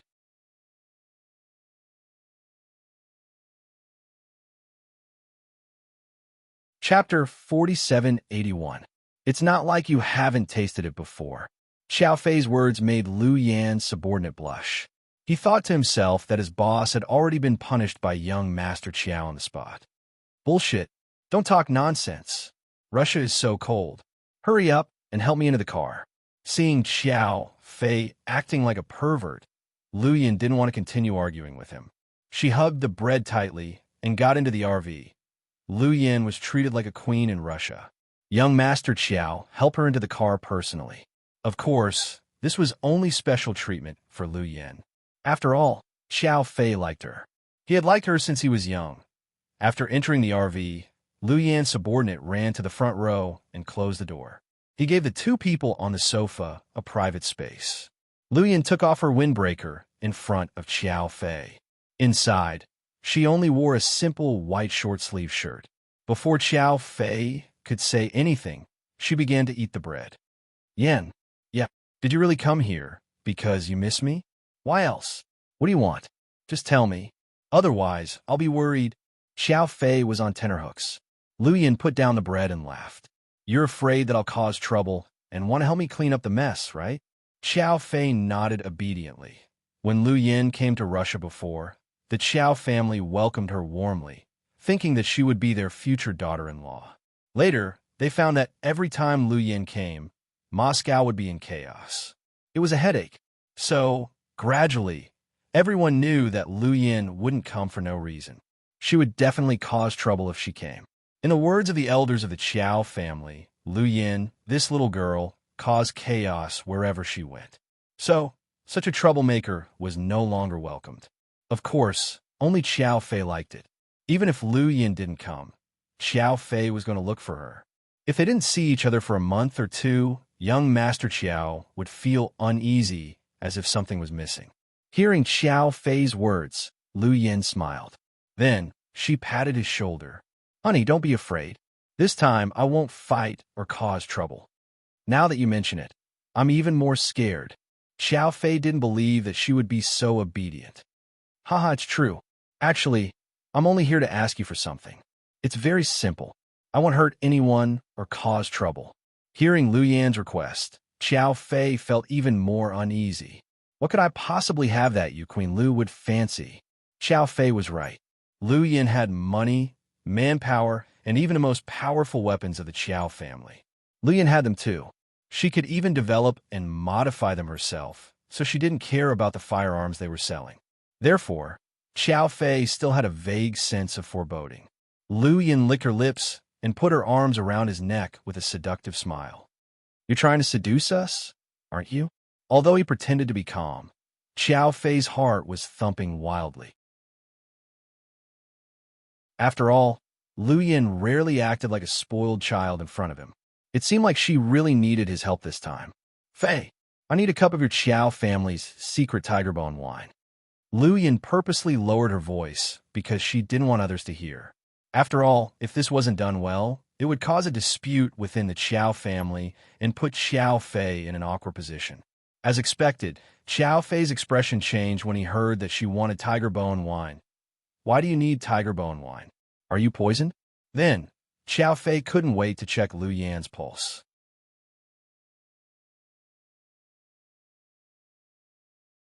Chapter 4782. "It's not me. It's a friend of mine," Lu Yin said directly. "That won't do." Lu Yin didn't give him face and refused directly. "Hey, why are you so unreasonable? We've been friends for so many years, but you think a glass of wine is worth more than our friendship?" Lu Yin pouted. Xiao Fei looked at her with a complicated expression. "Yin, let me put it this way. If you were the one who got poisoned today, I'd get you a glass of wine, even if I had to betray my family and go against my family. But other than you, I wouldn't touch the tiger bone wine." "You're so stingy." Lu Yin pretended to be angry. She turned her head and crossed her arms over her chest. Seeing Lu Yin angry, Xiao Fei's heart ached. He turned her over and patiently explained, "Little Yin, you're the most well-informed. You should know that the Siberian tiger is extinct here. It's a rare animal, so it's impossible for anyone in the world to recreate tiger bone wine." "But your Qiao family has some in stock," Lu Yin retorted. Xiao Fei nodded. "Our Qiao family has some in stock, but we've used a lot over the years. In the past, I could still drink a little during the Qing festival, but now my father has made a rule that even the men in the Qiao family can only drink it once every 3 years. Usually, it's kept in our family's secret room, guarded by guards. Only my father can enter the secret room. It's just some lousy wine. Do you have to go through so much trouble?" "That's because the tiger bone wine can cure 36 deadly poisons. It can also improve blood circulation, remove blood stasis, and prolong life. It even has the effect of curing early-stage cancer cells. Over the years, my father has only given one glass of wine to an outsider, and that outsider was the former president of Russia. So, Yin, how do you think I can give such an important thing to your friend? Give me a reason." Xiao Fei explained patiently, afraid that Lu Yin would be angry. With Lu Yan's short temper, once she got angry, she would fly away. Wouldn't that be a loss? She had just arrived and hadn't even warmed up her seat. Hearing this, Lu Yin took out a check from her bag and waved it elegantly. "This is 1 billion yuan from an international bank. You can withdraw it at any time. Can I use 1 billion yuan to buy a cup from your Qiao family?" Xiao Fei smiled bitterly. "If we could sell it, we would have run out of stock a long time ago. 2 years ago, a prince from a rich country in the Middle East was seriously ill and needed tiger bone wine to prolong his life. His father offered $10 billion US. Lu Yin was slightly surprised. It turned out that someone was really generous. How much was $10 billion? That's more than 60 billion renminbi? But my father refused. Later, they sent mercenaries into the country to steal it. We even had a fierce battle. From then on, our families became enemies. If it were you, you might say, isn't it just a glass of wine? Just sell it to him. But there are so many people in the world. If you buy it, and he buys it, how much will we have left in the end? What will we do when our families need it? Waiting for death?" Upon hearing this, Lu Yin fell silent. What he said made sense, and Lu Yin understood it too well. In the face of life and death and health, money was nothing but a pile of white paper. "But Fei, I really want a glass of wine. I want to help my friend." Lu Yin leaned on his shoulder. This time, she wasn't seducing him. She truly felt that Xiao Fei was in a difficult position. However, she didn't want to come here empty-handed. Thinking of the man who couldn't speak, Lu Yin still hoped that she could cure him and see him speak.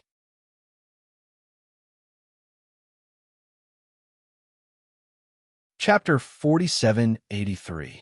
The friend you're talking about is the young master of the Bai family, right? To her surprise, Xiao Fei guessed right. You did a background check on me?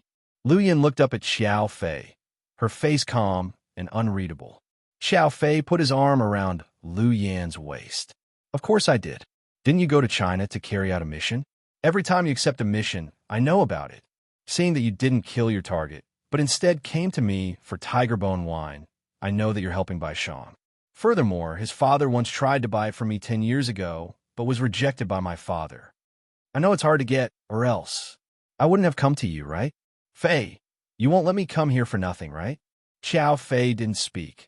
He just looked at Lu Yin quietly for 5 seconds.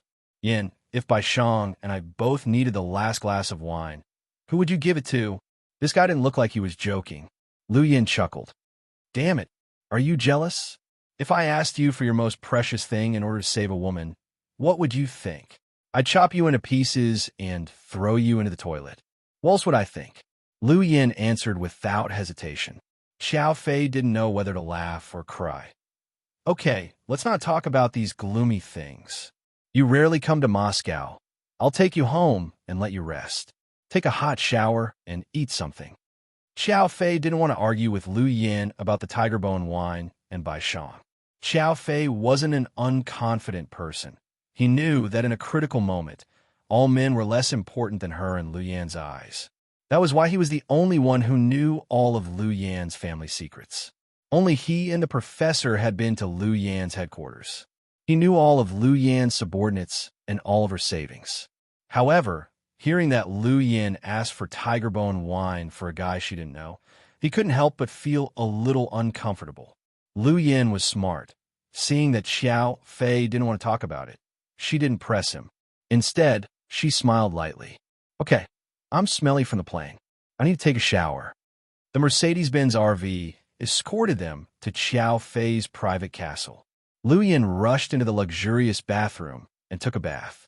When she came out, the housekeeper had prepared a new dress for her. It was a very pink princess dress, a classic retro Russian palace dress. Lu Yin looked like a rich lady from the 19th century. Xiao Fei had no taste when it came to dressing women up, but it wasn't his fault. After all, after his mother passed away, he never got close to women. After changing, Lu Yin walked into the living room. I'm hungry. I want to eat Russian skewers. Lu Yin ordered. Xiao Fei stood up. My father just sent someone to invite you to dinner. Can I not go? She felt bored when she heard that she was going to eat with a bunch of old men. Xiao Fei's father was an elder, and he couldn't go against him. If he didn't go, you wouldn't be giving him face. If you really don't want to go, I'll reject it for you. I'll take you out to eat. Xiao Fei didn't want to make things difficult for his sweetheart. If she really didn't want to, he would reject his father. Then your dad will be furious. Lu Yin licked her lips. It's better for my dad to be angry than my wife. Xiao Fei understood the situation very well. Lu Yin smiled slightly. Forget it. It's not easy for your dad at his age. If he loses face because of me, he'll be laughed at. After all, your dad is a famous arms dealer in Asia. Oh, your annoying second brother isn't home, right? I don't want to see him. The second brother Lu Yin was talking about was Qiao Nan.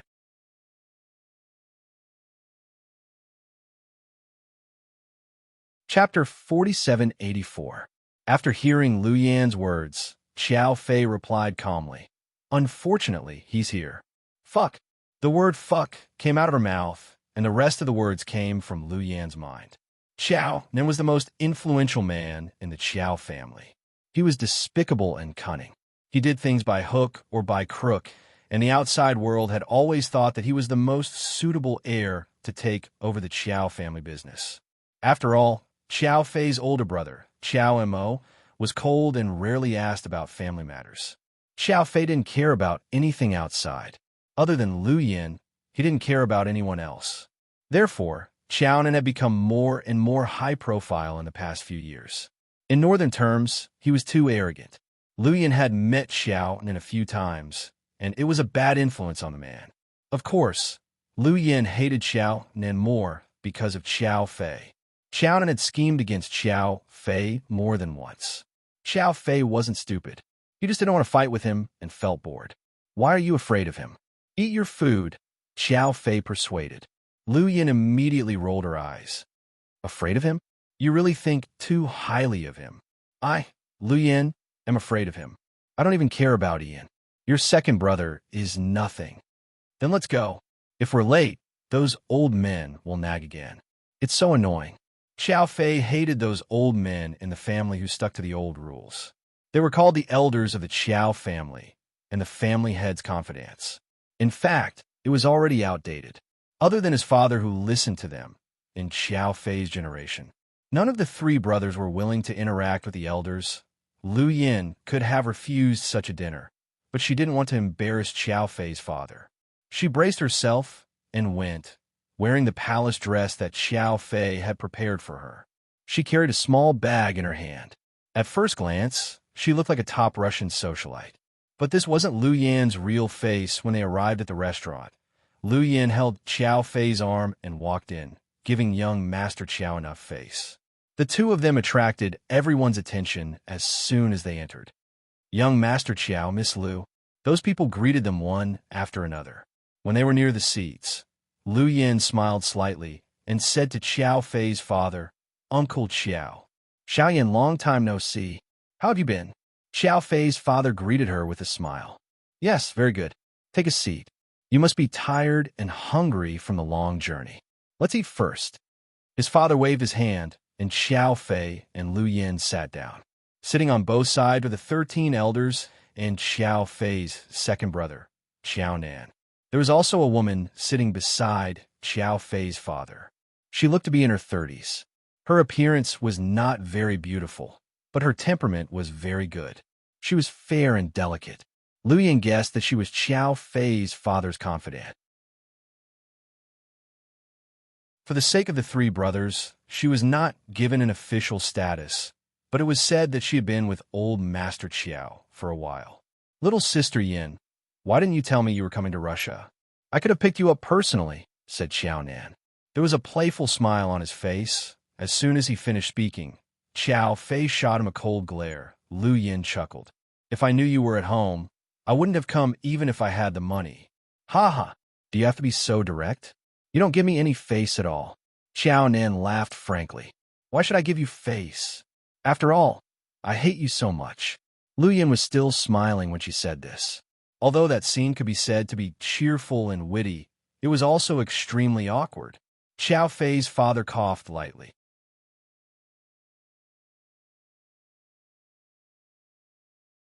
Chapter 4785.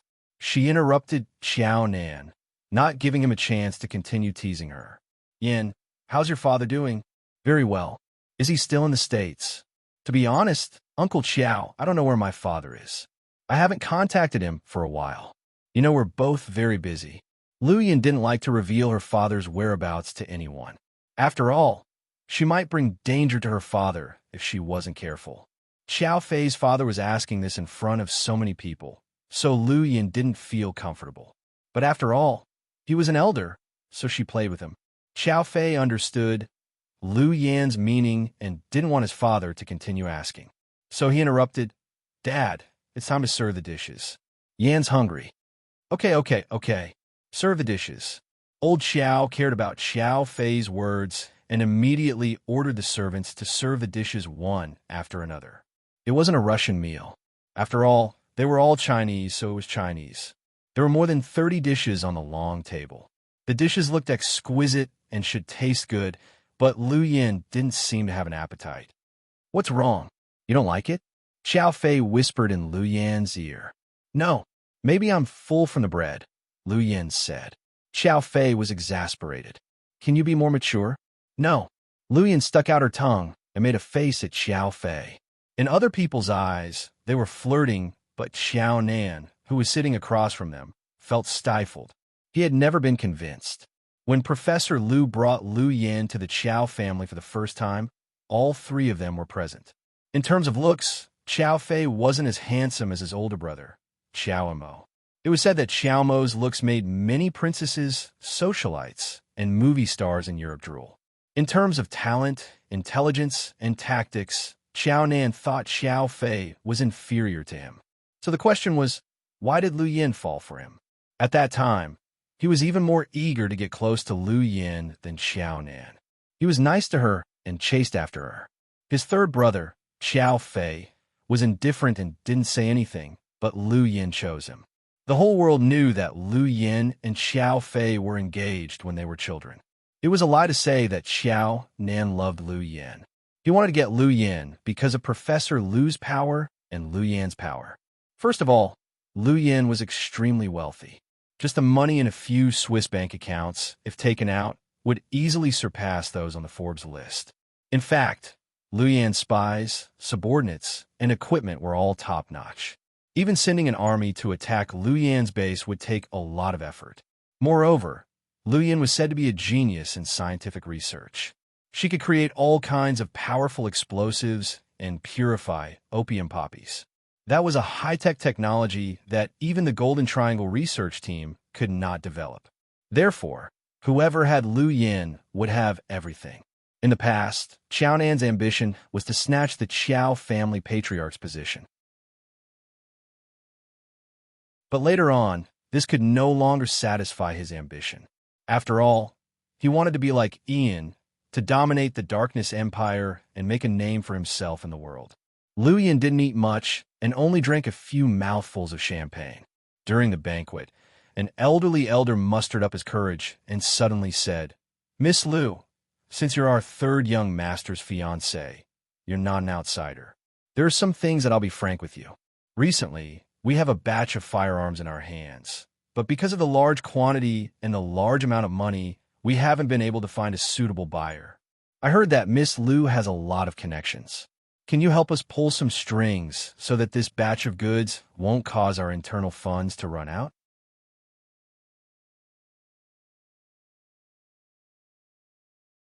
Chapter 4786. As soon as the elder finished speaking, the entire place fell silent.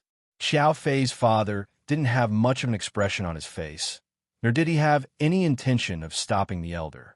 Obviously, he knew about it. Perhaps he was the one who told the elder to say it. Otherwise, the elder wouldn't have dared to say it. Xiao Fei's eyes gradually turned cold. "Our family's business has nothing to do with Yan," Xiao Fei said coldly. "Third young master, I said that Miss Lu will be one of us from now on. We can also call her a young lady. So, our business is her business. I've heard that Miss Lu is very resourceful, has a lot of connections, and has a lot of connections. This small favor shouldn't be a big deal." That elder must have really drunk a lot, so he dared to talk back to Xiao Fei. Xiao Nan was amused when he heard this. Elder Qi is right. Since we're family, we should help. We can't just sit back and watch our goods not leave. At this moment, everyone looked at Lu Yin, who was silent. Lu Yin wasn't in a hurry to answer. She just slowly sipped on the champagne. She even commented, "I've never liked champagne. I always think it's not as good as red wine. But your Russian champagne is different. The taste is strong, which suits my personality. When I leave, I want to take a box with me. Fei, are you willing to give it to me?" Lu Yin tilted her head and looked at Xiao Fei coquettishly. Xiao Fei's eyes immediately softened. "Is 10 boxes enough?" Yes. You're the best." Lu Yin held Xiao Fei's face with both hands, showing off their love like a young couple. She didn't even look at the people around her as if they were decorations. Xiao Fei felt very guilty, feeling like he had been set up. If he had known that something like this would happen, even if his father was angry, he wouldn't have brought Yin here. He was sincere to Lu Yin. Even if she wasn't the king of mercenaries or the second young mistress, he would still love her to the point of death. So, when he saw his family use Lu Yin and put her in an embarrassing position, Xiao Fei felt a faint anger rising in his heart. He planned to take Lu Yin away without waiting for her to agree. Thinking this, he took Lu Yan's hand. "Yin, let's go." His voice wasn't loud, and only Lu Yin could hear it. Lu Yin pushed his hand away with a smile. Then, He slowly got up and looked around. Finally, his eyes fell on Xiao Fei's father. Uncle Xiao, it's true that I'm Fei's fiancée, but I'm also a businesswoman. I don't do business at a loss. If you want to sell firearms, sure, I'll help you sell as many as you have. I have people who buy from all the warring countries. Syria, Palestine, Iraq. I can help you sell them all at a high price. But, I've said it before, I'm a businesswoman, and even blood brothers have to settle accounts clearly. If you're willing to pay, I'll take this deal. Everyone was dumbfounded by Lu Yan's words. They didn't expect this little girl to be so daring. She worked for her future in-laws and still wanted to extort them. She was really brave. Xiao Fei's father was a big shot. After hearing Lu Yan's words, he only smiled and said, "Of course, even if we're family, we can't use them for free. Yin, just name a price. You don't have to sell all of them for me. Just this batch will do." Originally, the T government ordered them and even paid the deposit, but due to the political situation, they didn't dare to take the goods. If they leave it with me, I won't be able to live peacefully. It's better to sell them early. The market price is 26 billion US dollars. Then I'll sell them for 300 US dollars. Not only will you not lose money, but you'll also earn some money for tea. Lu Yin was very generous. Yin don't agree. Seeing Lu Yin being forced to sell the goods, Xiao Fei didn't feel good and wanted to stop her. "Okay, Yin, how much do you want for your commission? Name a price." Xiao Fei's father was also very happy. He thought that with the relationship between Lu Yin and Xiao Fei, even if she wanted a commission, she wouldn't ask for too much. 5 seconds later, Lu Yin said something that shocked everyone. She said, "Uncle Xiao, I don't want money. I just want a cup of your Xiao family's tiger bone wine."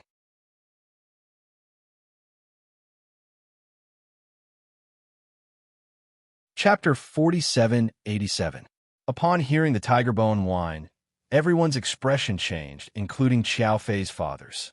Of course, Lu Yin knew the consequences of her words. But who was Lu Yin? She wasn't even afraid of Ian. Why would she be afraid of these people? Xiao Nan was the first to speak. He laughed. "Yin, you're good at doing business. Do you know that my father couldn't even sell 1 cup of tiger bone wine for 10 billion? Now that you're asking for a cup, it's no different from asking for 10 billion. Your commission is too high. We can't afford it. It's almost more expensive than our weapons." Xiao Nan's tone was mocking, but it was true. Even if the Qiao family couldn't produce the goods, they couldn't give Lu Yin a commission of 10 billion. If they did, they would lose everything. Lu Yin chuckled and replied, "But I don't want 10 billion, I just want a cup of wine." Then, Lu Yin didn't forget to add, "Plus, I'm not asking for it for free. I have work to do. It's not like I'm asking for it, right?" One couldn't hit a smiling person. If someone else had said this, the Qiao family's old man would have been furious. What was tiger bone wine? It was something that couldn't be bought with money. But Lu Yin had always been a strange child. The old man knew a little about her, so he wasn't angry. He simply said, "Thank you for your kindness, Yin. We won't trouble you with that batch of goods." What did he mean? She didn't need to pay for the goods, and she couldn't ask for the tiger bone wine. She didn't say anything. Lu Yin smiled and didn't refute. After all, she was giving Xiao Fei face. So, although the meal was full of tension, Lu Yin didn't lose her temper. After the meal, Lu Yin said she was sleepy. Xiao Fei carried her out of the restaurant and returned to the private manor. Seeing that Xiao Fei was so obedient to Lu Yin, the elders had many objections. "Mr. Family Head, the third young master is so obedient to that girl. This isn't a good thing." "Yeah, Mr. Family Head, I think that girl is very strange. Let the third young master find another fiancée. She's really not suitable for our Qiao family. Lu Yan's character really needs to be tested. She asked for a commission just to help her fiancé's family and asked for tiger bone wine. We can't afford to offend this girl." After Xiao Fei left, everyone started talking at once, but they all came to the same conclusion. Xiao Fei was too good to him. He was almost obedient. Xiao Fei had never been so obedient to his father since he was a child. But he was so nice to Lu Yin. Everyone thought he had been brainwashed. This time, Lu Yin really didn't do the right thing. She asked for the tiger bone wine in front of so many people, which made the whole Xiao family object. There were even some elders who directly said that the third young master was not suitable for the position of successor. He did not have the demeanor of a king. Of course, Xiao Anan was most willing to listen to these words. He was determined to become the clan leader. However, old Master Xiao was biased towards his third son. This was obvious to all. It was said that Xiao Fei resembled the late Madame Xiao the most. Although the old man was pregnant with a confidant, he still missed his late wife. Therefore, when facing her youngest son, it was inevitable that she would feel some pity for him. Okay, y'all can go back. Don't mention this again. Finally, old Master Qiao waved his hand and dismissed everyone. On the way back, Lu Yin was supported by Qiao Fei. After a few steps, she began to find fault with him. The ground in Russia is too uneven. My feet hurt. That's why I'm carrying you. Qiao Fei smiled gently. No, it's too bumpy to carry. You should carry me. Come here and squat down. Lu Yin pointed at the ground and ordered domineeringly.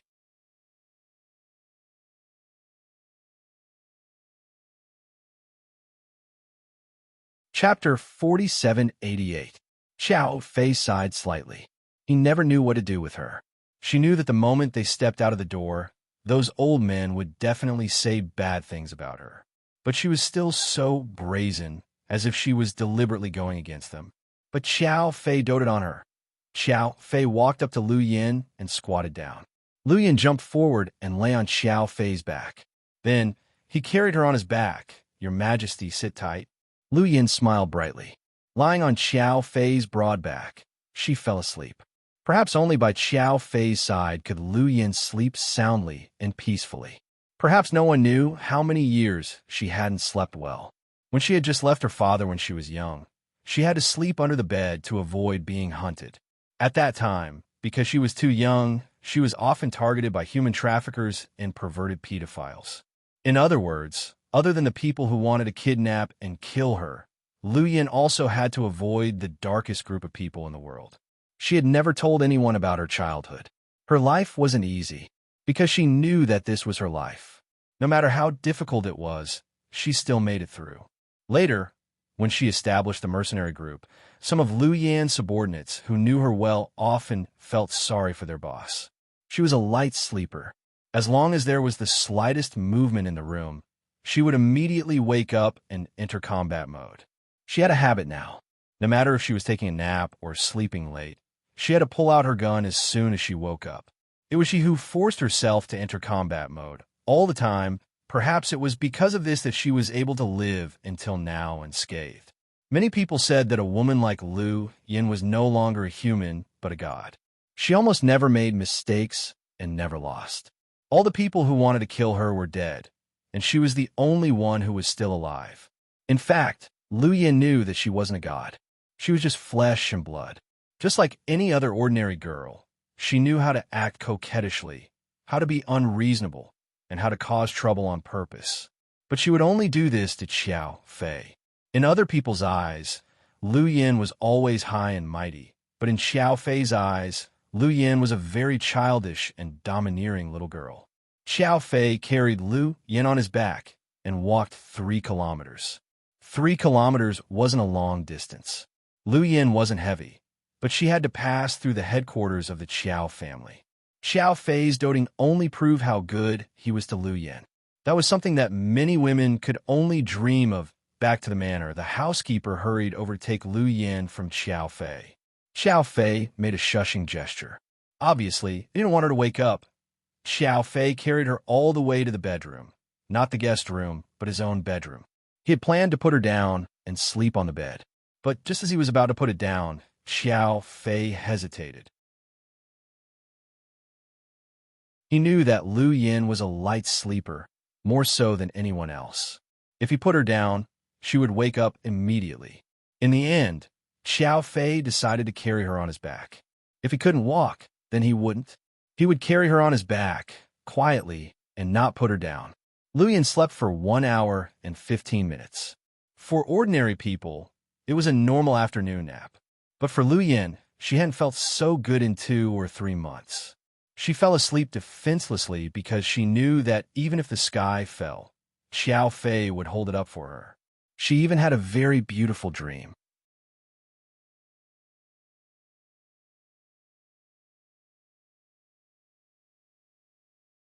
Chapter 4789. She dreamed that her mother came back to life in a cave in Iceland and that her father was no longer hiding. She dreamed that she met her sister and the four of them sat in a cozy house, eating lunch and chatting happily. When Lu Yin woke up from her dream, she could still smell the scent of her sweet dream. She greedily inhaled Xiao Fei's unique masculine scent. Then, she entered the zone in 1 second. Psycho Xiao, how long did I sleep? 1 hour, 15 minutes, and 28 seconds, Xiao Fei said as he looked at his watch. Huh, I haven't felt so good in a long time. Lu Yin lazily got off Xiao Fei's back and stretched. I can make you feel even better. Do you want to try it? Xiao Fei turned around and looked at her. It's the middle of the day, and you're talking about something that's not suitable for children. Is it okay? You must have misunderstood something. I meant to massage your shoulders. Xiao Fei stood up and walked behind Lu Yin, placing his big hands on her shoulders. Stop it. Do you think I don't know what you're doing? Lu Yin chuckled. Qin Shu had used this trick on Huomin many times, and Huomin would blush every time. But Lu Yin was different. When she was shameless, even she was scared of herself, let alone Xiao Fei. Yin, it seems like you're going to take the tiger bone wine, right? Xiao Fei asked as he massaged Lu Yin's shoulders. He didn't want to mention it so early in the morning, but he knew it wasn't a joke when he said it in front of so many people. No one could stop Lu Yin from doing whatever she wanted, not even him. He knew her too well and knew that Lu Yin wouldn't return empty-handed from Russia. Yeah, Lu Yin answered nonchalantly with her eyes closed, still enjoying Xiao Fei's massage. Is that guy from the Bai family that important to you? Sure enough, Xiao Fei was still jealous. Lu Yin laughed. You don't look good when you're jealous. You're not handsome anymore. Humph. Xiao Fei looked away. Lu Yin raised her hand and placed it on Xiao Fei's hand on her left shoulder. Xiao Fei paused. Fei, you know me best. You know me better than my father. So, I think you might understand what I'm saying. That kid from the Bai family doesn't have much of a relationship with me. I just went to assassinate him with a mission. In the end, there was a small accident. Bai Shang made me feel that his life in this world is more difficult than mine. So, I just want to speak up for him. It's just like how I once risked the risk of being infected and saved a group of unrelated children in Africa who had the plague. Lu Yin's explanation was very thoughtful. Xiao Fei could understand her. Lu Yin didn't care about the identity of the person she wanted to save, nor did she care about their relationship. Just for a moment, if it could arouse her compassion, she would lend a helping hand. To put it bluntly, Lu Yin saved people randomly based on her mood. However, she was not fickle. As long as she made a promise, she would fulfill it. Therefore, when she agreed to speak up for Bai Chong, she would definitely do it. Even if it meant risking her life, she would still obtain the tiger bone wine. This was her personality. If one day you could measure Lu Yin with the morals and actions of an ordinary person, perhaps she wouldn't be the real Lu Yin. Hey, I've explained it so sincerely. Are you still going to be jealous? Don't be jealous. It's so sour. Lu Yin began to act coquettishly. Xiao Fei sighed slightly. He raised his hand and stroked her long hair lovingly. You want the tiger bone wine? I'll get it for you.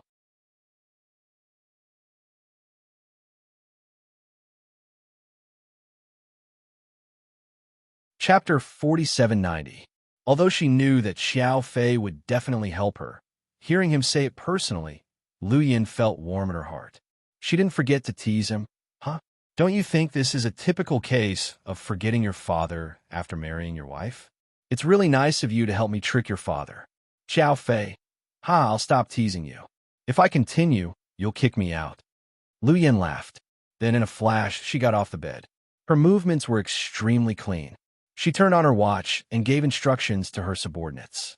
She didn't want to stay in Russia for too long, so it was inevitable that she would rely on Xiao Fei to get the tiger bone wine. In Lu Yin's heart, Xiao Fei was one of her people, so there was no need to be polite. At 9 p.m. that night, Xiao Fei went to the secret room where the tiger bone wine was stored alone. Perhaps because Lu Yin had specifically said that she wanted the wine during the day, the old man of the Qiao family was on guard. At night, Xiao Fei found that there were twice as many guards as usual. He was so smart, so how could he not know what was going on? Third young master. Hello, third young master. The guards of the Qiao family in the secret room all greeted the young master respectfully. Has my father been here? Xiao Fei asked knowingly. The leader of the guards hurriedly nodded. The family head came in the afternoon and told us to guard strictly. Did my father also say that even if I came, I couldn't open the door? Xiao Fei asked him. The man was obviously a little embarrassed. He lowered his head and didn't say anything. It's okay. You've been the Qiao family for many years and are also my elder. I definitely won't make things difficult for you or go against my father's orders. Thank you, young master, for your understanding. The white-haired leader of the guards looked at Xiao Fei gratefully. Xiao Fei knew that his father must have already told him, so even if he insisted on opening the door, his father would be alerted. It's okay. Continue with your work. I'm just here to take a look. I'll leave soon. Then, Xiao Fei turned around and left without even approaching the door of the secret room. As soon as Xiao Fei left, everyone let out a sigh of relief. Boss, did third young master give up on taking the wine? It's great that we don't have to fight with him. Otherwise, we'll really be in a difficult position. If we let third young master take away the tiger bone wine, the clan leader will definitely be furious. If we don't give third young master the wine, with his skills, he'll definitely tangle with us. At that time, if we hurt him, the clan leader's heart will ache and he'll still want to teach us a lesson. If we don't hurt him, he'll definitely not give up and continue to fight with us. Just thinking about it is scary. The guard leader didn't say anything. To be honest, he was also afraid of such a situation. Fortunately, Xiao Fei was more sensible. He did not force his way in or snatch the wine. Instead, he left. However, he was still vaguely worried that things weren't that simple. The third young master was easy to talk to, but what about Lu Yin? The whole world knew that this woman was not to be trifled with at this thought. The leader of the guards reminded them, although the third young master is gone, we still need to be on guard against Lu Yin. Yes, boss. There are more than 30 elite guards guarding this place. At this time, not even a fly could fly in, let alone a living person. However, even such a tight defense was easily broken by Lu Yin. Lu Yin didn't go in herself. Instead, she used a computer to remotely control the surveillance system of the secret room. From the moment Xiao Fei went in, the surveillance system was hacked. Therefore, the people on the surveillance system couldn't see Xiao Fei going into the secret room. Then, Lu Yin put a kind of ecstasy on Xiao Fei's body. It was a kind of drug that caused a reaction. It wouldn't make people faint immediately. However, 10 minutes after Xiao Fei left, all 30 people fainted on the ground. After this group of people fainted, Xiao Fei turned back and gave Lu Yin an OK sign on the surveillance screen.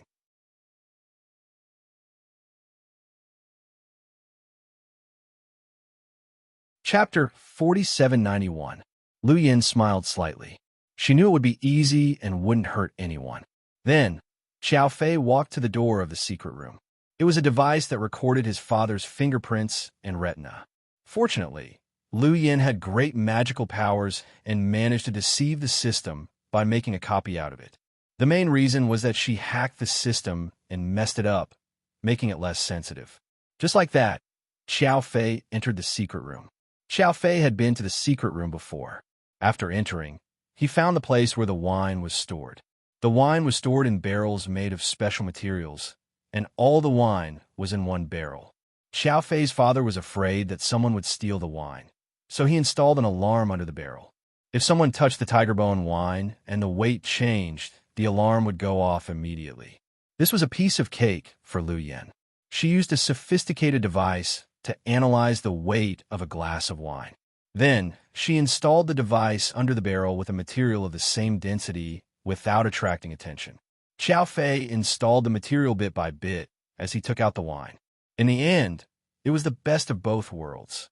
The whole process took less than 8 minutes.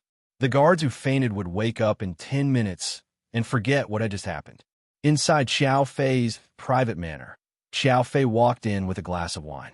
Lu Yin pounced on him like a wolf cub. "Baby, thank you for your hard work." "Moi." Xiao Fei pouted. "Don't give me that. I want meat." "Meat? Sure. Do you want pork ribs or pork trotters? I'll make you a stew tonight. I'll make 18 dishes for you. You can have a Manchu Han Imperial feast." Lu Yin played dumb. "I don't want a Manchu Han Imperial feast. I just want one dish." "What?" Lu Yin continued to play dumb. "Lu Yin with mustard." "Ha ha ha. I can eat Lu Yin, but not mustard. It's too spicy." Lu Yin laughed wildly. "Then hurry up and wash it for me." "No problem. After I finish this, I don't believe you. You stood me up for years. You've been lying to me since you were 18. You're 20 now. Give me the wine first. I want to pack it and leave Russia immediately. Otherwise, your dad will kill me if he finds out I stole the wine." Lu Yin stopped flirting with Xiao Fei. She snatched the precious tiger bone wine from Xiao Fei's hand. Then, he hurriedly sealed it in a small container. "Yin," Xiao Fei called out to Lu Yan's busy figure. Can you not personally deliver it to that brat from the Bai clan? I don't want you two to meet." Xiao Fei knew that Lu Yin wouldn't be interested in someone of Bai Shang's level, and there wouldn't be anything between them. But Xiao Fei knew Lu Yan's charm. Bai Shang must like her very much. Even if it was a one-sided love, he didn't want his personal belongings to be peeked at. So, for the first time, he made a request to Lu Yin. He had never interfered before. To be honest, everyone knew Lu Yan's willfulness. She didn't even listen to Professor Lu, let alone him. Therefore, when Xiao Fei said this, he was actually uncertain. He might be rejected by Lu Yin in the next second, but to his surprise, Lu Yin put down the wine in her hand and turned around. She slowly walked towards Xiao Fei and put her arms around his neck. She gave him a light peck at the corner of his mouth. I'll have someone send it over. I won't see him." Xiao Fei was ecstatic to hear this. "Are you super happy?" Lu Yin asked him. Xiao Fei nodded. "There's something even happier. Do you want to try it?" Lu Yin smirked. Yes. Xiao Fei didn't care about etiquette anymore.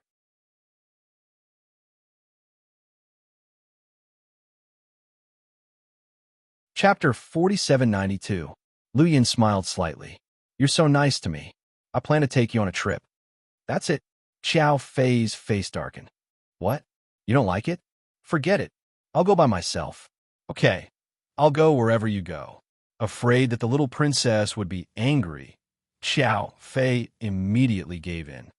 "Then hurry up and pack your things. We'll leave soon." "Okay." It was late at night. Lu Yin and Xiao Fei took over the Qiao family's secret guards, hacked into the surveillance cameras, and left through the back door. After a 30-minute car ride, they left on Lu Yan's private jet. When Xiao Fei's father found out that his son was kidnapped, it was already an hour after the plane took off. "Family head, the third young master is missing." "What do you mean he's missing?" Old Xiao was furious. "He's not in the private manor. Miss Lu and her subordinates are also missing." Xiao Fei's father's first reaction was that the wine had gone missing. He immediately got up and went to the secret room. He asked the guards, and they all said that no one had been there. Old Xiao still didn't believe it. He opened the password lock and checked the weight of the wine. It hadn't changed at all. He felt that something was wrong. Did the girl give up so easily? Xiao Fei's father muttered to himself. He still couldn't figure out what went wrong. He had watched Lu Yin grow up over the years and knew a little about her.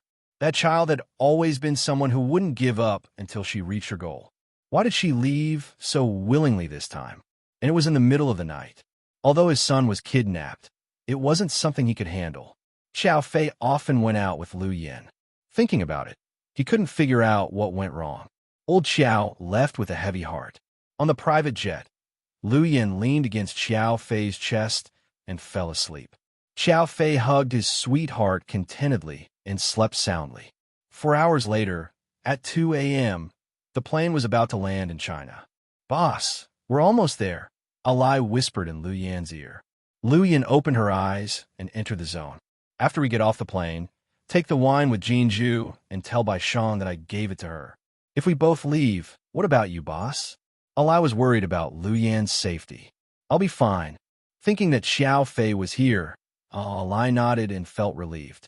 Then, boss, you and young Master Qiao should be careful and keep in touch. Yeah. Do you remember how to break the Big Dipper array? Lu Yan asked lazily without looking up. This subordinate remembers. Don't make any mistakes. If you lose the wine, you can go back to the headquarters and go into seclusion. Don't come out anymore. Boss, don't worry. I'll definitely do it well. Alai thought to himself. Boss's threat was too damn serious. Lu Yan had 60 elites under her command, but only 10 of them were on missions all over the world.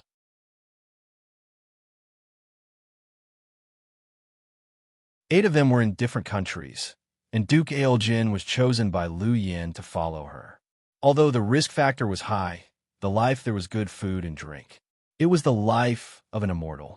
Alai liked to follow boss around like this. If he went back to the headquarters and stayed on that small island, he would probably be depressed in less than a month. Therefore, no matter what, he had to do a good job with boss. After the plane landed, the four of them separated. He had contacted someone in advance to prepare 2 cars. One was an inconspicuous black Jeep for Alai and Jinju. It was a fancy red Porsche sports car driven by Lu Yan. In Sea City, Lu Yan drove the Porsche sports car and drove Xiao Fei through the night in the city. Fei, do you want to see what Suyu looks like? Lu Yan asked. Suyu? The guy who knows Sister Mian is married but still won't let her go, Xiao Fei asked calmly.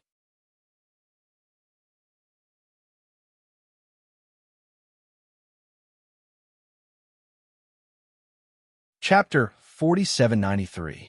Lu Yan nodded and turned up the music in the car. Why should we look at him? Shouldn't we look at my brother-in-law? Xiao Fei knew all of Lu Yan's secrets. He knew she had a sister who lived like an ordinary person and was proficient in medicine. He knew she had a loving husband and lived a happy life. I've investigated Qin, Chu thoroughly. Boring, but I'm interested in Suyu. Lu Yan smirked. Sure, but don't get into trouble. Xiao Fei wasn't afraid Lu Yan would look at other men, but he was afraid she'd get into trouble. After all, they were in China, and because of Sister Mian, they would come here often.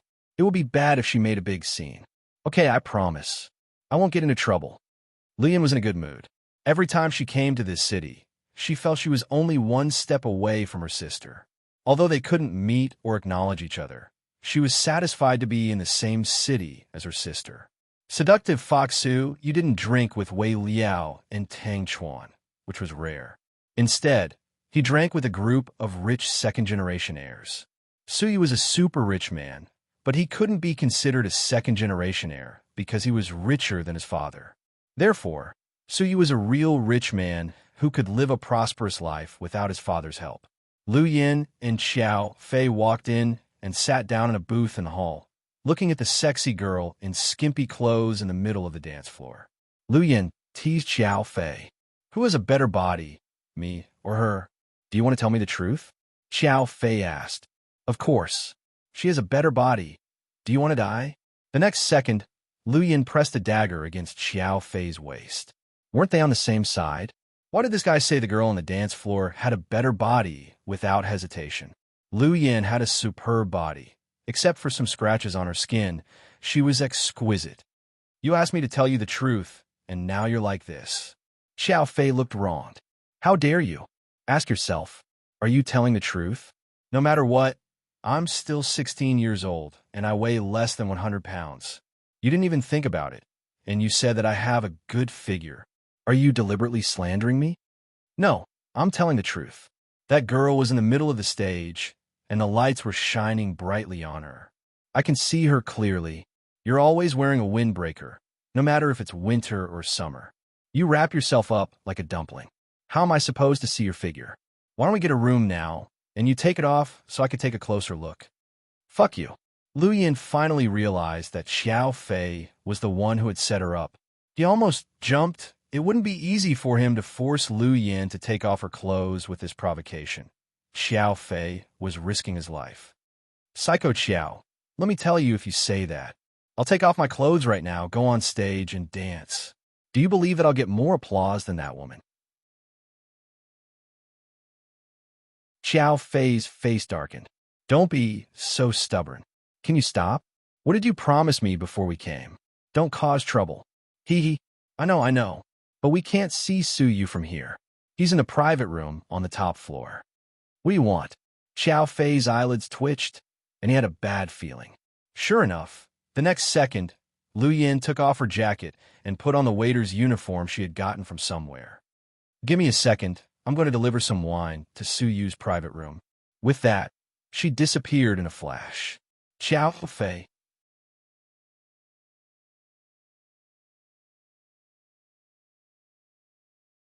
Chapter 4794. A long time later, at the grand wedding of Huo Min and Qin Chu, Qin Guogua, who was 5 years old, asked Xiao Fei a question. Uncle, why do you have white hair? It's so cool, Xiao Fei answered seriously. It's all because of your auntie. So, you must remember that when you grow up and get married, don't marry someone who will make you worry. Xiao Fei's words made the twins burst into laughter. Xiao Fei's silver hair became the biggest black mark against Lu Yin. Lu Yin disappeared in a flash. It was no wonder she had so many tricks up her sleeve. She had thousands of ways to see Suyu. Feeling depressed, Xiao Fei leaned against the booth and continued playing games on his cell phone. He liked peace and quiet and wasn't interested in drunken debauchery, shaking their heads, or heavy metal. In a luxurious private room on the top floor, Suyu was in a bad mood. Wearing a white Versace short-sleeve shirt, he leaned against the sofa in the center seat. One of his hands covered half of his face. No one knew if he was drunk or if he was thinking about something. Lu Yin tied up her hair and changed into a waiter's uniform. Then, she followed a few waiters into the room. Young Master Han, here's the wine you ordered, the waiter said. The man waved his hand. Send the red wine to Lord Su. Leave the rest here. Yes. The waiter looked back at Lu Yin. Why are you still standing there? Send your wine to Lord Su. I'm new here. I don't know who Lord Su is, Lu Yin said weakly. The rich kids around them laughed. Little girl, look. The one with the best looks and the most charismatic is him. Lu Yin pretended to look around. In fact, she had seen Suyu's photos. She even found some secret photos of Suyu when he was a soldier on her computer. So, she knew who Suyu was. She said that on purpose as a prank. Then, Lu Yin walked up to Suyu with the red wine in her hand. Lord Su, your wine. Well, put it here. Suyu didn't even look at her. All right, do you need me to open it for you? Suyu replied in a muffled voice. Lowering her head, Lu Yin opened a bottle of wine and glanced at the cell phone in Suyu's hand. From time to time, he would turn it on, look at the desktop, and then turn it off. People who didn't know better might think that he was looking at the time to see what time it was. However, Lu Yin noticed that Suyu's screensaver was her sister's photo. Although it was just a glance, it was definitely his elder sister. Lu Yin had a deep impression of Huo Min's face. She had even dreamed of him many times. Lu Yin had almost all of Huo Min's photos. She had saved thousands of them, from when he was a child to when he was an adult. But Lu Yin had never seen this picture before. The sister in the photo was wearing a white lab coat and a pair of black-rimmed glasses. She was dressed very old-fashioned and rustic, but when paired with that extremely delicate face, the entire atmosphere of the photo changed. She could even vaguely see Huo Min's natural aura. This photo was probably taken by Suyu in secret. It wasn't very clear, but the angle was good. It seemed that the rumors about Suyu being infatuated with her sister were true. After opening a bottle of wine for Suyu, Lu Yin stood up and walked out.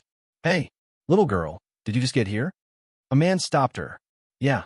Lu Yin nodded. Are you still a virgin? The man asked in disgust. The other men around him all laughed. These rich second-generation heirs loved to play pranks and humiliate others. Other waiters wouldn't dare to say anything, but Lu Yin smiled slightly and asked him back, Are you still a virgin?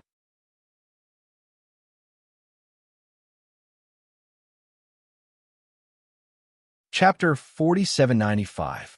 She thought her words would piss off the thug. But to her surprise, the guy was even more shameless as he winked at Lu Yin. Since you're so curious about your brother, why don't we find a quiet place, and I'll let you test me. Only this shameless wastrel would say such lewd words. Lu Yan's smile grew brighter. Sure. Whoa, this new chick is guts. She dared to piss off young Master Liang. Yeah, young Master Liang has met his match. Young Master Liang had a bad reputation in the circle. Just because his family was rich, he played with all kinds of women. Moreover, his table manners were terrible. He never spent money on women and sometimes even blackmailed women. He was shameless to the core. As for why he showed up at this dinner party, it was because of his cousin. This guy's cousin was Su Yu's good friend. His friend saw that Su Yu was in a bad mood recently, so he invited him to a dinner party. He didn't expect his cousin to be so drunk and not care about his image. Young Master Liang was about to take Lu Yin away. Just then, Su Yu said, "Don't eat too badly." Su Yu's words silenced everyone. Lu Yin also turned around and narrowed her eyes, sizing him up with interest. "Lord Su?" Young Master Liang sobered up a lot. "Follow the rules wherever you go. The owner of Seductive Fox is my friend. Don't cause trouble here. Go find women outside, and don't touch the waiters here." These were Su Yu's exact words. He didn't want to save anyone. He just didn't want to cause trouble at Seductive Fox. After all, it was Rick's place. Although Su Yu wasn't as close to Rick as Qin Chu was, he still had to maintain his image. However, he still had to save face. Especially since he was in the police station, he didn't want to make things too ugly. Occasionally, Su Yu's words were like an imperial edict. His words scared young Master Liang so much that he didn't even dare to fart. Lu Yin left the room when she realized she couldn't finish the game. No one paid any attention to the new waiter. On the surface, Su Yu saved the waiter, but in reality, he saved the pig head. Otherwise, if he really went out with Lu Yin, he wouldn't be able to return. She saw Su Yu and played the game. Lu Yin found a corner and took off her waitress uniform. She changed into her windbreaker and went back to find Qiao Fei. Then, from afar, he saw a woman with big breasts and big buttocks who had undergone plastic surgery. She was holding a wine glass and pestering Qiao Fei. "Handsome, just one drink, I don't drink." Qiao Fei's face was cold. "I like cool girls like you. Don't get me wrong, I'm not a hostess, nor am I a shill. My father is a famous tycoon in this city, and I'm a socialite. If you become friends with me, I promise you won't lose out. Don't you understand what I'm saying? Get lost." Qiao Fei had never been interested in these vulgar women. He would feel disgusted if he said more than a few words.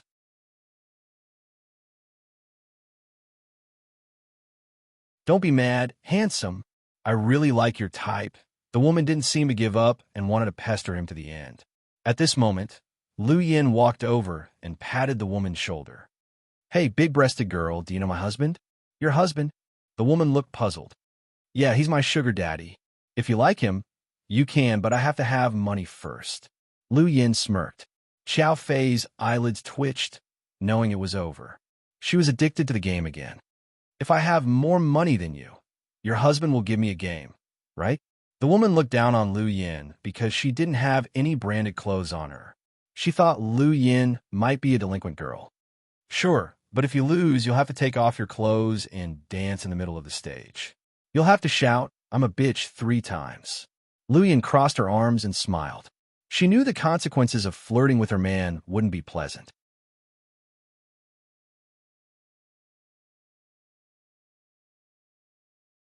Chapter 4796. Hearing Lu Yan's arrogant words, the woman was infuriated. "Bitch, how dare you challenge me? Tell me, how do you want to compete? I'll play with you until you're satisfied." Their voices grew louder and louder as more and more people came to watch. In the end, even the hot dancers on the stage got off the stage. Everyone crowded around the 2 women. Lu Yin didn't show her real face. She disguised herself to hide her stunning face. Qiao Fei, on the other hand, didn't disguise himself, so his face was stunning. No wonder strange women came to fight over him. She didn't get any fun from Su Yu, but she got some fun from her man. Lu Yan's heart was jumping with excitement. "Let's buy some alcohol. Those who can't afford it lose." "No problem." The woman agreed immediately, not knowing that she had jumped into Lu Yan's trap. Lu Yan made a few calls. "Waiter, do you have whiskey?" "Yes, Mom. 1 for each person." The moment Lu Yan finished speaking, the crowd went wild Whiskey usually costs more than 3,000 yuan a bottle at a place like Seductive Fox. At this time, there were at least 1,000 customers. In other words, Lu Yin spent 3 million yuan with just one sentence. The woman was a bit dumbfounded. She thought Lu Yin would start with Budweiser. She didn't expect Lu Yin to spend 3 million yuan so quickly. If she wanted to be better than Lu Yin, she had to buy something more expensive. The big-ass woman shook her body and yelled, "Royal salute, one for each person. It's my treat." Instantly, the crowd went wild again with even louder cheers. The royal salute cost 6,000 yuan a bottle, which was double the price of Lu Yan's, which was 6 million yuan. Lu Yan shook her head, thinking that her opponent was too weak. Xiao Fei secretly tugged on Lu Yan's sleeve. "Stop playing. It's time to go." "How can I do that? If I lose, you have to give it to someone else. Think about it." Lu Yan rolled her eyes. Xiao Fei, he couldn't do anything about his woman's stubbornness. He didn't want to hit her or scold her, and she wouldn't listen to him. Xiao Fei looked helpless. If another person dared to do this, he'd be a corpse by now. Lu Yan didn't want to waste any more time with her and went straight to the point. "Waiter, how many years of Lafite do you have here?" "The 1982 model is currently in stock." "Okay, one bottle for each of you," Lu Yan said calmly. Then, the whole room exploded. "Really? No way. This woman must be crazy. 82 Lafite, oh my god. I can't believe it. She's definitely super rich. She's Su Yu's sister. Oh my god. She's burning money." The waiter was a little confused when he heard that. After a while, he came back to his senses and said, That's a lot of Lafite. We don't have any stock. It's okay. You can ask your boss to make up for it later. I'll open first. I'll pay later." The 1982 Lafite here sells for more than 80,000 yuan a bottle? Are you really going to give everyone a bottle?"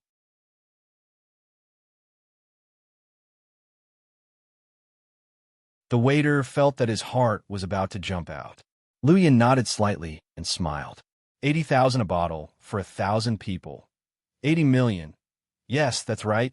80 million. This was probably the biggest order Rick had ever received since he opened his business. The big-ass woman across from her was dumbfounded. Then, to save her face, she yelled at Lu Yan in disdain, "Are you planning to clean the bar for the rest of your life to pay off your debt if you can't pay the bill? Do you think someone as poor as you can afford 80 million yuan? I don't believe you. You're just bluffing." "Wrong. Did your PE teacher teach you math in elementary school? 80 million yuan plus the 3 million yuan just now." "Fat woman, it's your turn." Lu Yan smiled provocatively.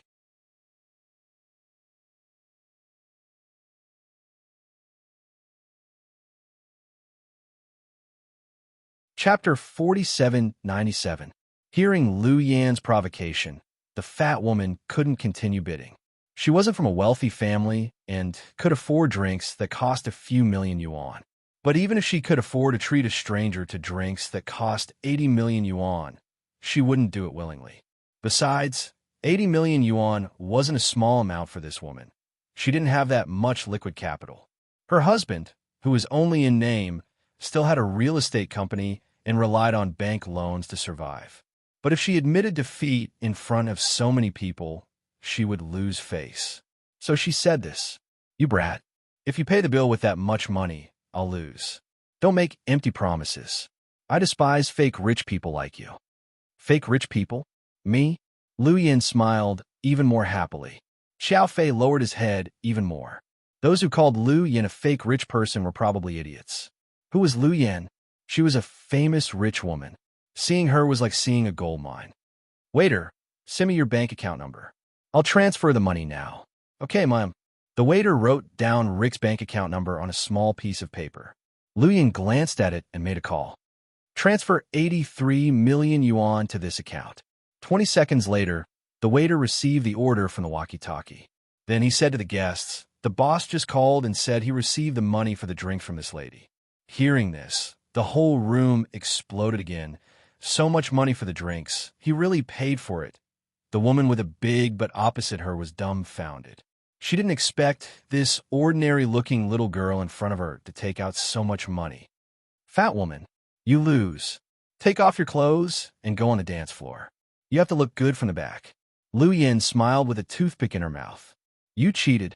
You must have colluded with the boss. I don't accept this. Then the fat woman turned to run away. How could she take off her clothes and go on the dance floor? After all, if she was photographed, how could she survive in the entertainment industry? But before she could take a few steps, Lu Yin threw out an iron hook and caught her silver dress. Then Lu Yin pulled hard, and the dress opened from top to bottom with a tearing sound. The woman stood in the crowd in her skimpy clothes and felt ashamed. She squatted down and covered her face. I don't like people who don't keep their promises. Either you fulfill your promise and go on the dance floor, or you take out 84 million yuan and we'll continue the bet. Bodyguards. Where are my bodyguards? Kill this little bitch. Furious, the woman sent her bodyguards to beat Lu Yin. Before the two bodyguards could get close to Lu Yin's and Lu Yin's a matter of course. The bar managers, bars managers, the bar managers, bars managers. Lu ts a woman, Lu, says Lu's s Lu Yin didn't push her too far. After she got onto the stage, Lu Yin shook her head and pulled Xiao Fei away. You still want to drink? Look at the time. I'm sleepy. I want to sleep. Xiao Fei threw a tantrum. Okay. Mr. Xiao, let's go to bed.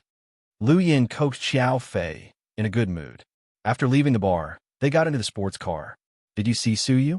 What kind of person is he? Xiao Fei was curious.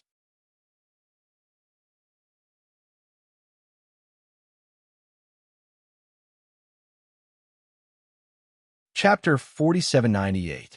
Lu Yin closed her eyes and recalled carefully. How should I put it? He's not as hot-tempered as the rumors say. He doesn't seem to be in a good mood, but he really likes my sister. How did you find out so much in such a short time? Xiao Fei was puzzled. Then you see, who am I? I observe the details. Okay, ancestor, you're the best. Drive, I want to sleep. Sleep together. Lu Yin always lied to Xiao Fei that he could eat meat, but all these years had passed. At most, Xiao Fei could drink a few mouthfuls of soup. Lu Yin was the type to enjoy life. With a fake passport, she booked a presidential suite in a 5-star hotel with Xiao Fei. There were many small rooms inside, but Xiao Fei squeezed in with her. Lu Yin pushed him to take a shower with a smile. However, when Xiao Fei came out of the shower, he looked at the bed and saw that Lu Yin was already asleep. He was so angry that he almost stomped his feet. Lu Yin was also tired.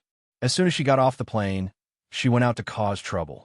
She pretended to be a waiter and drank alcohol. She was really exhausted. As long as Xiao Fei was by her side, she could sleep well. Xiao Fei took off his bathrobe, revealing his smooth abs. He lay beside Lu Yin and quietly looked at her for a while. Then, he hugged her and fell asleep at the Hades Mountain. Alai and Jinju ran all the way, not daring to rest. They knew the importance of the things in their hands. In the middle of the night, they broke through the array and went up the mountain. They thought that young Master Bai was already asleep. Unexpectedly, he was wearing a white cloak and waiting by the window. Who is it? Bai Shang's bodyguards were vigilant.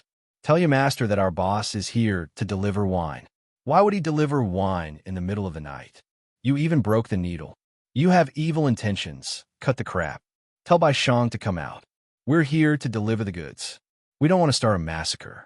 Alai was too lazy to talk nonsense with these useless people. Just as the group was about to attack, Bai Shang walked out. Young Master.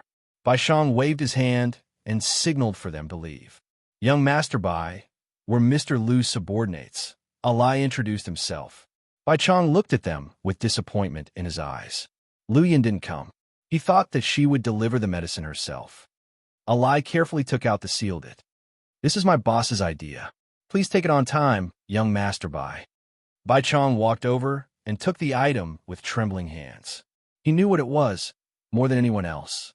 When he was very young, his father had offered a large sum of money to buy it. Who knew that the Qiao family would not trade it for money? Over the years, his father had tried many methods, but to no avail. The only thing in the world that could cure his red fairy's poison was the tiger bone wine. Since young Master Bai has already received it, We will take our leave, Alai said as he turned around. Bai Chong made a sign, but Alai and Jinju didn't understand sign language. Fortunately, Cripple translated for him. Our young master said, "Thank you very much. It's my duty. Goodbye." Alai and Jinju then quickly disappeared into the night. Bai Chong lowered his head and looked at the small bottle. "Young master, we don't even know if this thing is real or fake. Why don't we try it first?" Cripple was still worried. After all, Lu Yin didn't seem reliable. However, Bai Chong replied in sign language, "If she wanted to kill me, I would have died long ago." After speaking, Bai Chong directly opened the lid and drank the liquid in the small container in one gulp. The tiger bone wine burned through his throat as if it was going to burn his entire body for a full day and night. Bai Chong had a fever for a full day and night. The next night, when Cripple was about to go down the mountain to find a doctor, Bai Chong suddenly spoke. He only said 2 words, "Lu Yin."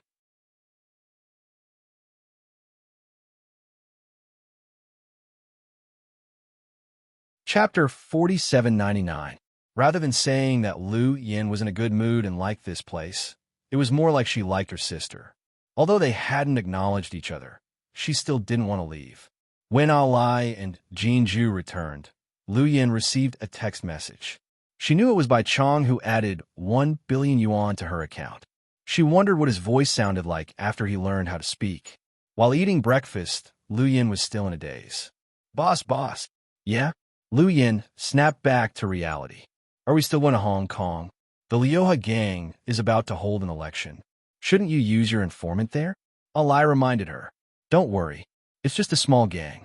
Even if I become the boss, I can't do anything. Lu Yin sipped her oatmeal milk. Boss, we've been here for almost 3 days. We should go somewhere else. Otherwise, your whereabouts will be exposed soon. Jinju reminded her. Yeah, we'll leave tonight. Xiao Fei didn't say anything. He didn't want to interfere with Lu Yin's business. Oh, Fei, I'll show you a photo. Lu Yin thought of something and, on a whim, opened the virtual video on her watch before she finished her breakfast. Seeing that their boss wanted to talk about family matters, the 2 subordinates left. Xiao Fei glanced at it and saw it was another photo of Mion's sister. In the past few years, Lu Yin would show Xiao Fei every time she got a new photo. So, just like Lu Yin, Xiao Fei had seen all of Hua Min's photos. But he had never seen this one before. It was new. Did you take it secretly? He asked Lu Yin. Lu Yin shook her head. Then, did you get it from the surveillance cameras? Xiao Fei asked again. Lu Yin shook her head with a smile. You didn't ask my brother-in-law for it, did you? No. Let me tell you. I hacked into Su Yu's phone system and stole it. Ha ha. Xiao Fei, really? Xiao Fei was exasperated. When I saw this photo that night, I thought my sister was prettier, so I hacked into Su Yu's phone system and copied this screensaver. This is Su Yu's screensaver? Xiao Fei was surprised. Lu Yin nodded.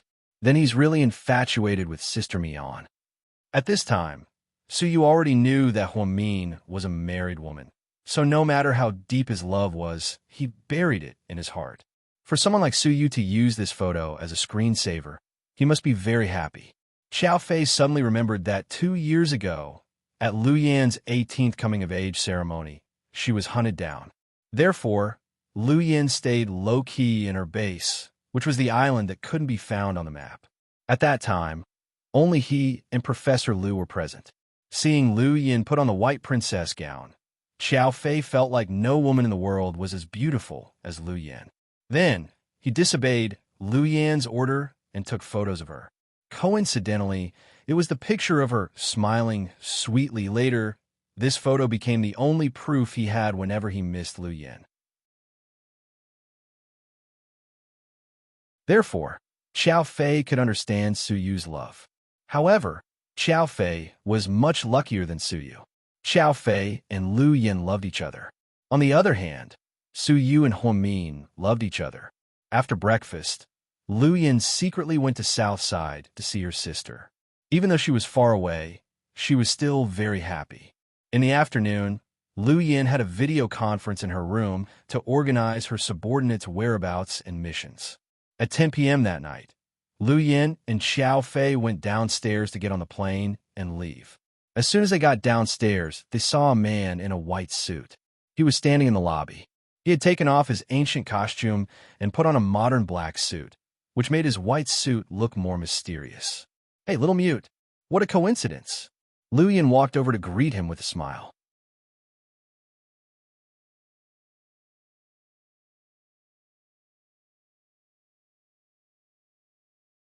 Chapter 4800. She didn't notice that Xiao Fei's face was extremely cold. Fortunately, although Xiao Fei was jealous, he still knew his priorities. "I'll wait for you in the car. Don't be late." After saying this, Xiao Fei and Ali left first. Lu Yin was still wearing the exquisite black windbreaker and black boots. Her black hair fell to her waist, completely different from the day when Bai Chong saw her in the rain. This was the smart and capable Lu Yin. Bai Chong only had the cripple and 3 or 4 bodyguards behind him. He walked up to Lu Yin and smiled gently. "Little Lu, thank you for the wine." His voice was surprisingly pleasant. It was gentle, but not feminine at all. It was clean and clear without any hoarseness. "Miss Lu, I'm sorry for that day. Thank you for your kindness to our young master." The cripple looked apologetic and bowed deeply to Lu Yin with the bodyguards behind him. "It's okay, stupid cripple. I've always been magnanimous." Lu Yin smiled. "I knew you were leaving today, so I came to see you off," Bai Chong said. "Haha, you must be tired. The Hades Mountain is very far from here. You came out in the middle of the night. It's not hard. Compared to what you did for me, this is nothing." Bai Chong looked at Lu Yin gently, as if he was looking at his sweetheart. Lu Yin felt a little embarrassed when she heard this. "Don't say that. I was paid to do this. I didn't give it to you for free. I took 2 billion yuan from you. But you and I both know that glass of wine can't be bought with 10 billion yuan, Bai Chong said. "It's okay. Did you see the guy behind me?" Lu Yin pointed in the direction Xiao Fei left. Bai Chong didn't say anything. "That's my man. The wine is from his family. I'm just using something from my family. It's good that you can talk. Don't be so bored in the future. Go out more and get some sunshine." "Okay." Even though Bai Chong had a lot to say, he couldn't say anything. "Let's go. If we're late, we'll be scolded." Lu Yin was still smiling. Bai Chong didn't say anything. He turned around and took a white foam box from the cripple. "Just some local specialties. Please accept them as a token of my respect." How can I accept it?" Lu Yin looked at the box, but didn't take it. Although she liked money, she wasn't greedy for it. From her point of view, Bai Chong should have given her 2 billion, even though he had drunk the wine. It could be said that the two of them had feelings for each other. There was no need to talk about favors. They weren't even friends. "Take it. I feel better," Bai Chong said softly. Then, like a child, he held the box with both hands and presented it to Lu Yin. Inside the black Mercedes outside, the window Jean Ju sat in the driver's seat while Ali sat in the passenger seat. Xiao Fei sat at the back, his face cold. He kept looking at his watch, and with every passing minute, his face turned uglier. "What's going on? What did that brat give, boss?" "Who knows?" However, boss healed his throat, so it's only right for him to give his entire fortune to boss. Ali said. Sure enough, Lu Yin came back with a suitcase. After getting into the car, Xiao Fei immediately ordered drive. "Pervert Xiao, this is a local product that someone gave me. Here, it's for you." After getting into the car, Lu Yin immediately coaxed Xiao Fei. "He came all the way here to give it to you personally." Xiao Fei said sourly. "You're so jealous." "Hey, don't be jealous. Let's leave, okay?" Lu Yin coaxed. Xiao Fei still ignored her. "If you're still angry, I'll get out of the car. I'm going to eat steak with Bai Chong." Lu Yin pretended to get out of the car. Xiao Fei immediately panicked. "How dare you?"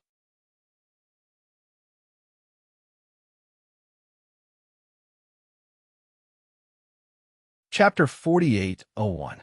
Then are you still angry? Seeing Lu Yin point at his lips with her finger, Xiao Fei blushed slightly. "I'm not angry." "Really?" Lu Yin didn't believe him. "Really? Then give yourself a punch." Xiao Fei didn't know whether to laugh or cry. "Why don't I kiss you instead?" "In your dreams." As soon as Lu Yin said that, Xiao Fei kissed her on the cheek. He did it on purpose and even got some saliva on her face. Fuck, you disgusting guy. Your face is covered in saliva. Lu Yin put down the box in her hand and punched him. The other two pretended not to know anything. Allah even laughed. How dare you laugh? Jump over here and help me punch him. Lu Yin roared. Boss, I didn't see anything. What happened just now? Allah asked with a smile. Lu Yin, they fooled around all the way and left the car behind. Someone came to take it away. Lu Yin and the others got on the private plane. Boss, where are we going now? Home. Lu Yin's home. Refer to her old home, the uninhabited island. Huh? We're going back so soon. Allah obviously hadn't had enough fun. Lu Yin crossed her legs and glared at him.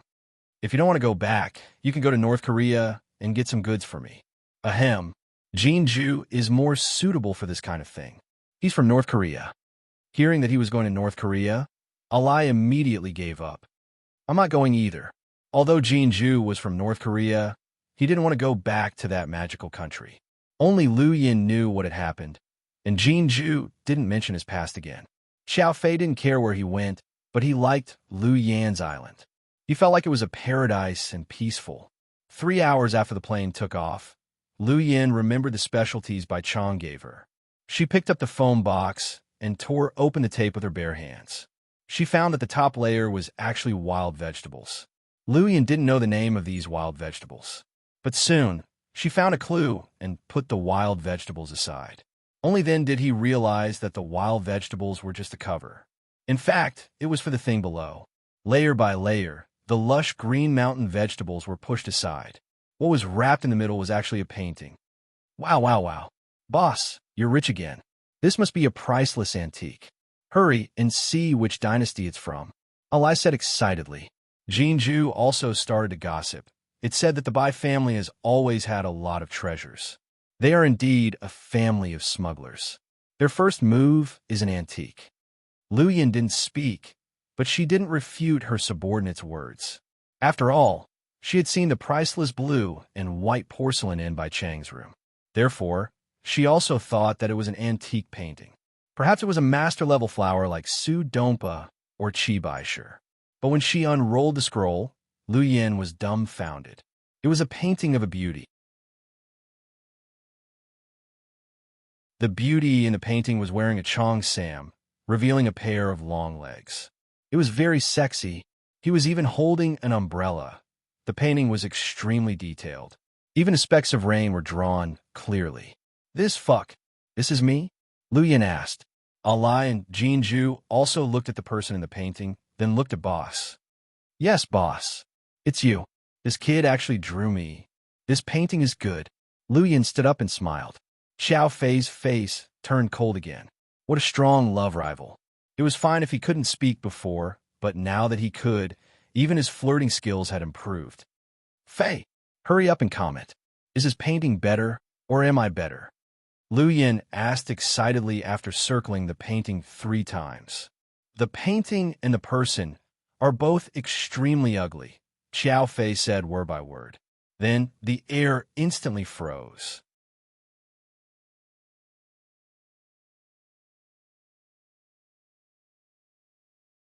Chapter 48:02.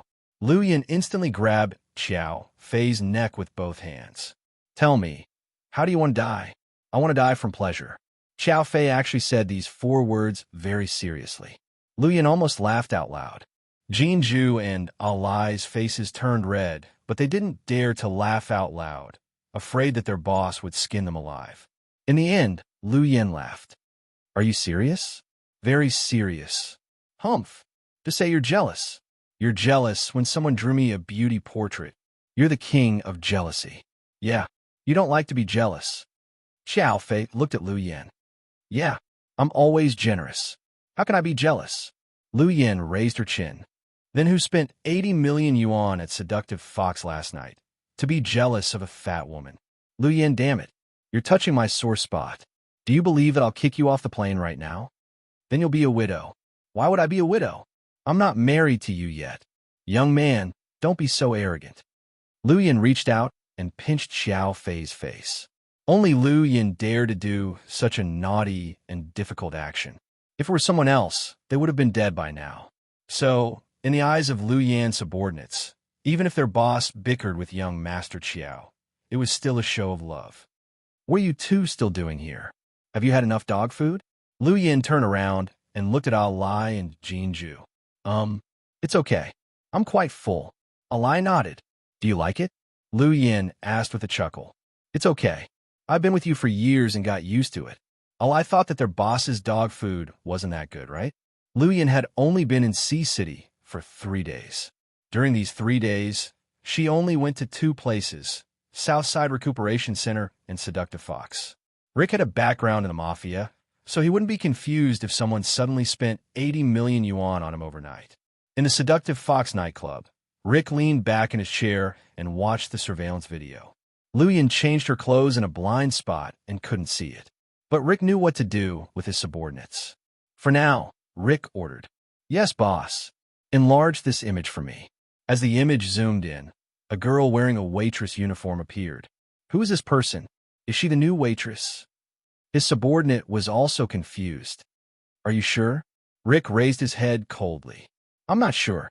I'll get someone from the HR department to take a look. 5 minutes later, the HR department had already confirmed that this person had never been employed before, which meant that this woman had appeared out of nowhere. His appearance was very ordinary. She was also the one who had provoked the fat woman in the bar.